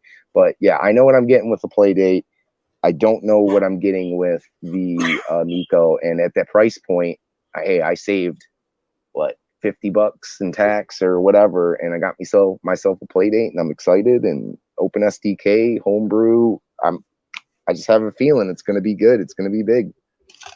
So what I'm hearing is that we're going to get a review of the Playdate from Obsessive Compulsive Gamer soon. Oh, yes, definitely. I will definitely let everybody know as soon as I get that thing. I will probably go in maybe for the first time, actually, because I've always done like skipped around, you know, just playing some Pokemon or doing some what I got in my collection, because I always like to watch collection videos. I think guys are like, yeah, that's cool, and you can give a little, you know, a brief little minute of, how the game plays, what I think about it, and if people have the same taste in gaming as I do, that, they might enjoy those things. So what I think I'm going to do is I'll probably review it, and then every week a game, those 2 games come out, I'll sit down for maybe an hour, play, give my thought on it. But I'm really excited. I definitely can't be in the middle on this. I'm definitely biased. I definitely have high hopes for this system. I think they're going to do great. I think they're going to knock it out of the park with this community. And as far as I can see, man, an open SDK is where it's at. People are going to be loading this thing. Now, granted, that's the biggest issue, is that I guess that this only has 4 gigs of internal storage, and we don't know how much of that's going to be eaten up by the operating system, all that stuff. But games are going to be small. It's, we don't know exactly. I think the file size was like 30 megabytes or something like that. They're really small. But we don't know what kind of, like, how much storage we'll have for stuff like, side loading and whatnot. It'll probably fill up fast, but I'm definitely excited. I see more of the Playdate lasting a couple years than I do the Amico. And that's the biggest thing with the Amico, is I don't see it lasting more than a year. I think they will support it for about up to there. And then I really don't think Earthworm Jim 4 is going to come out. I really don't. I don't see it. So, and that's sad. Not that Earthworm Jim is a big game to me, but that really could be something to push the Amico. And, haven't seen anything but the concept trailer. So, yeah. And speaking of Earthworm Jim, I thought it was very telling that Interplay Games has a Twitter account. And then last week, I don't know if you've seen, something called Interplay Entertainment showed up on Twitter. They were teasing an announcement that was supposed to happen, I believe, on Wednesday of this week. And Tommy Tallarico, CEO of Intellivision, who's working closely with members of the Earthworm Jim team, Interplay, who's friends with them, who knows them on a personal level, he retweeted this Interplay Entertainment teasing this announcement. Come to find out that Interplay Entertainment was actually a hoax, a fake created Twitter account. Oh, wow. To Interplay. and so it just strikes me as odd that he would not have realized this. Could you? That is very odd. If some account came out, right, and was like, it said it was Carl. This is Carl's new account, and said, "Hey, I got a big announcement for Thursday, right?" The first thing I would do is I'd be like, "Hey, Carl, why didn't you tell me you had an announcement coming?" I'd hit him up, right? And then he would be like, "No, that's not my account. That's someone's pretending to be me or whatever, right?" So you would think in this same situation that if Tommy saw this, hey, Interplay, let me call them guys up. They didn't, how do I not know about this? Right, they didn't tell me anything about it. And even just to be like, hey guys, congratulations, or I can't wait to see what you guys have. But no, he just tweets it out, and he has to find out, like everyone else, that it was a phony account. And speaking of Twitter, Tommy also retweeted a hoax account from a gentleman that was pretending to be a convicted child molester. Oh, okay. So they were playing in on the that whole bit. Yeah. So apparently this individual had been arrested for keeping his daughter in the basement. Oh God. And doing horrible things. So I guess someone took the guy's picture, created a fake account, and was tweeting stuff out. And somehow he stumbled upon the Amico, and he tweeted out, "Can't wait to get the family back together so I can play Amico with the grandkids."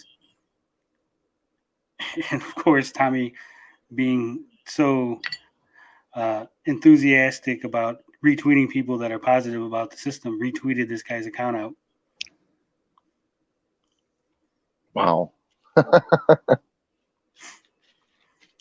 So I thought that was pretty funny. I thought it was pretty telling that, just the level of desperation for validation that the company has, that they're just retweeting out anybody without looking into who might be behind the account, not recognizing this person that was on the news. His face was all over the news. I mean, could you imagine this stuff happening with Nintendo of America? No. Xbox, like not at all, not at all. And I understand you're a small company. I get it. I really do. I get it. But I mean, it's just we're getting down to like common sense things and things you should know better at this point. And like you said, it's validation. To me, it's always seemed like that from the very get-go. When I started seeing Tommy, like from 2 years, I can't even remember how long ago, 3 years, 2 years, whatever.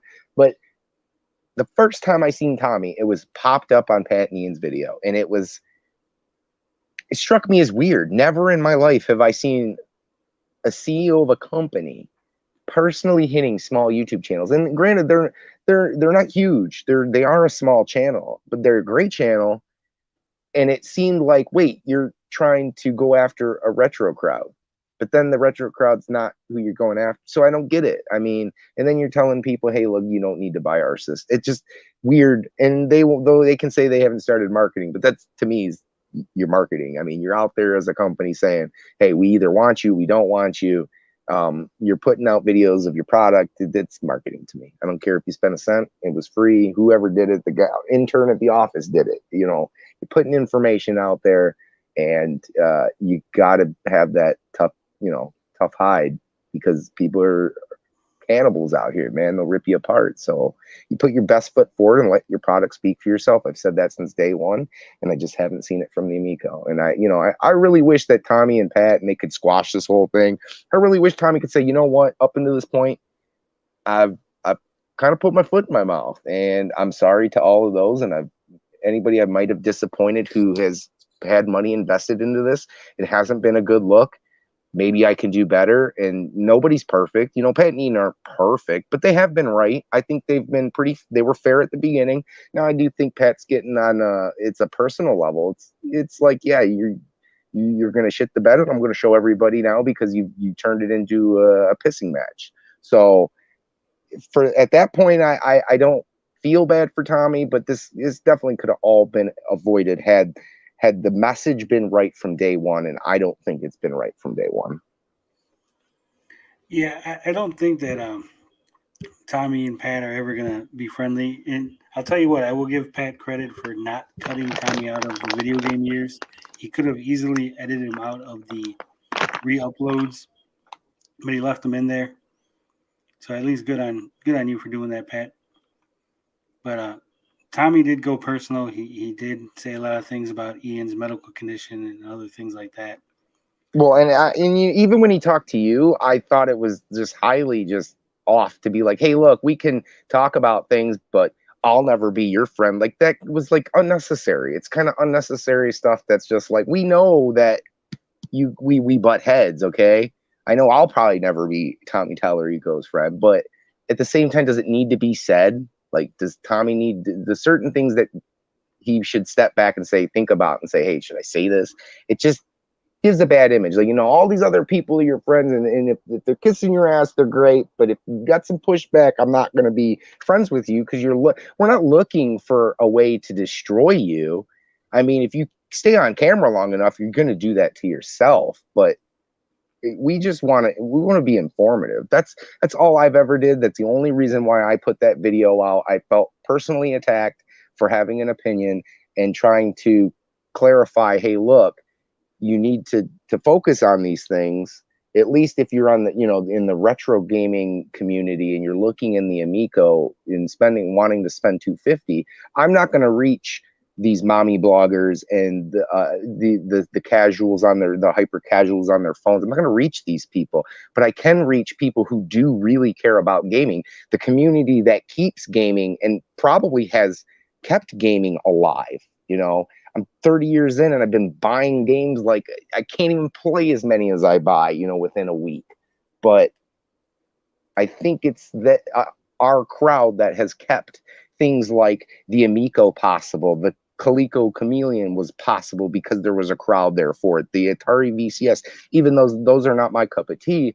I think because that crowd existed and we're so passionate about it, that's why you've had the chance to make the Amico a possibility.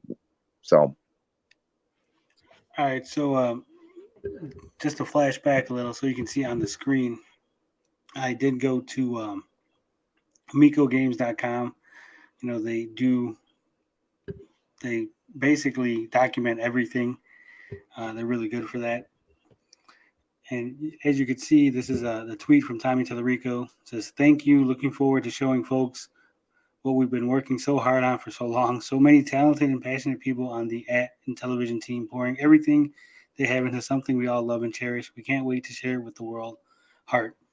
He was quote tweeting this comment from Joe at SellerBeast35. "I can't wait to get the Intellivision Amico and play with my children and grandchildren when we are reunited. Let's relive the good old days. Can't wait to see what else at Tommy Tellerico has up his sleeve." And that is the individual there using the picture, Joe at SellerBeast. And this was a picture of Joseph Fritzl, who locked up his daughter for 24 years and did very, very horrible things to her. Oh my God. And Yeah, like that's not a good look, is it? No, it's Especially like, when you came out Nintendo and claimed all that other stuff. It's so really ironic. Like, you should stop. You know, you should learn by now. You don't just retweet anybody. It goes to show again how a lot of the people are out of touch with the current internet environment. That he just retweeted someone without even thinking, just because they said something positive about the Amico.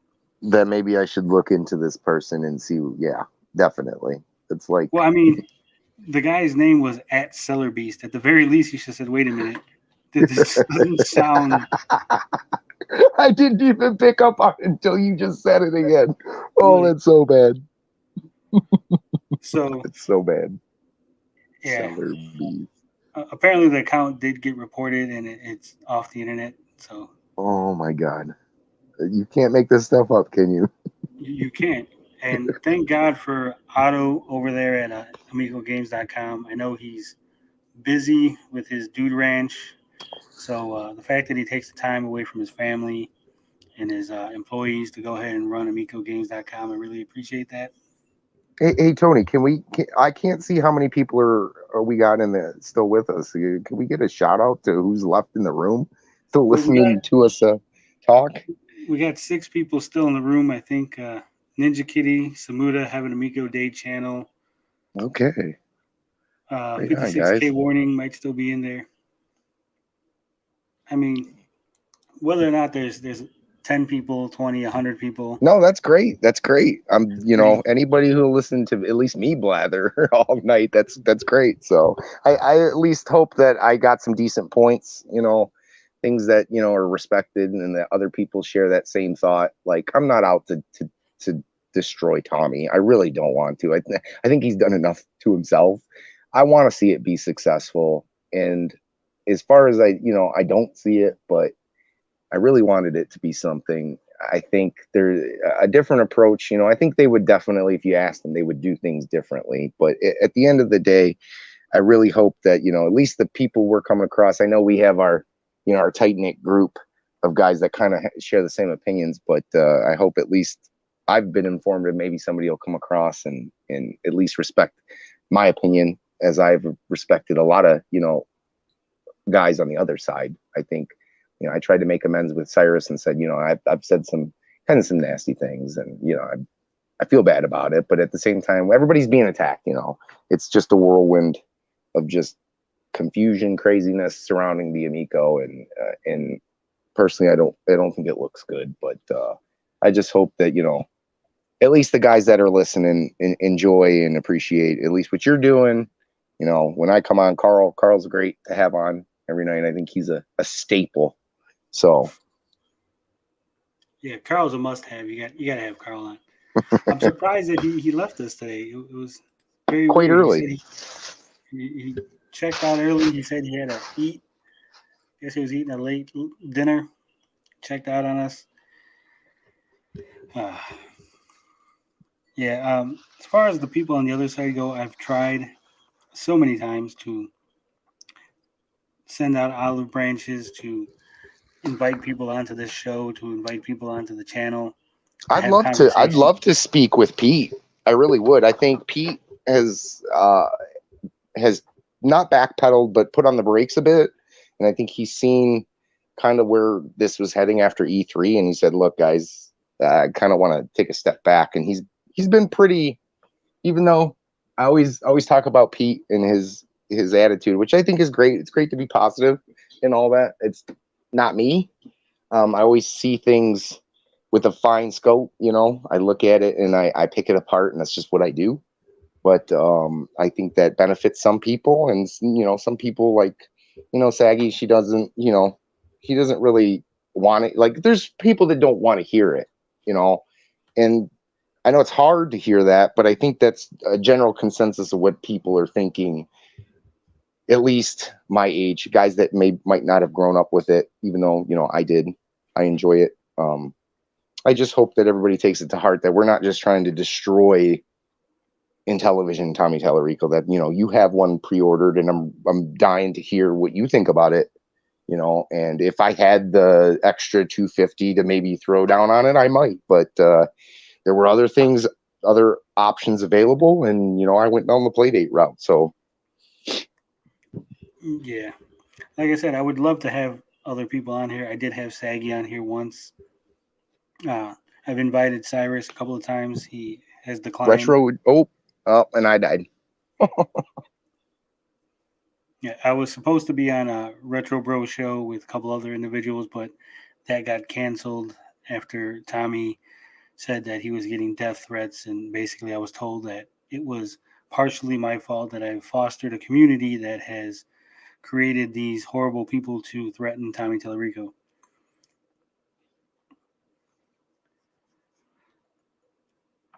Amico Day says that Saggy said in a live stream that she no longer wants people to post links of people who talk about her. That's fair. I mean, personally, when people talk about me, I love to retweet them out and let people know, because the more people talking about me, the better. Get my name out there. Like I said, I'd love to have people on here. I'd love to have conversations. I'd love to discuss things, break them down. The problem is they don't want to have discussions. They don't want to hear an opinion that's different from their own. They want to only hear good things, the positives about the Amico. If you have a question that implies that it might not be exactly what Tommy has promised, they don't want to hear it. They don't want to discuss it. They just want to call you names and say that you're ill-informed. You don't know what you're talking about, because obviously you do not have the insider information they have. You do not have the experience playing it. So your opinion is invalid. And I think that's the biggest problem. That's the biggest reason that those on my side of the fence and those on, say, Pete's side of the fence can't come together and have a discussion, because they don't allow discussion. They don't allow people to say, hey, I don't think that they're going to be able to make X amount of pre-orders, or they're going to be able to make X amount of physical media because of such and such. They don't want to hear it. Tommy has told them what they're going to do, and Tommy has said that this is the route they're taking, and that's the only thing they believe, because Tommy's never wrong. And when Tommy is proven to be wrong, they put their fingers in their ears and say, la, la, la, la, la. I don't want to hear it. Now, it seems that I've lost Obsessive Compulsive Gamer. Once again, back to solo streaming. But we are at the 3 hour and 44 minute mark. So I think we're going to go ahead and call it a day. If there's anyone in the chat who has anything left to say it now. Forever hold your peace. As Kermit would say, love, peace, booty grease. We out this bitch.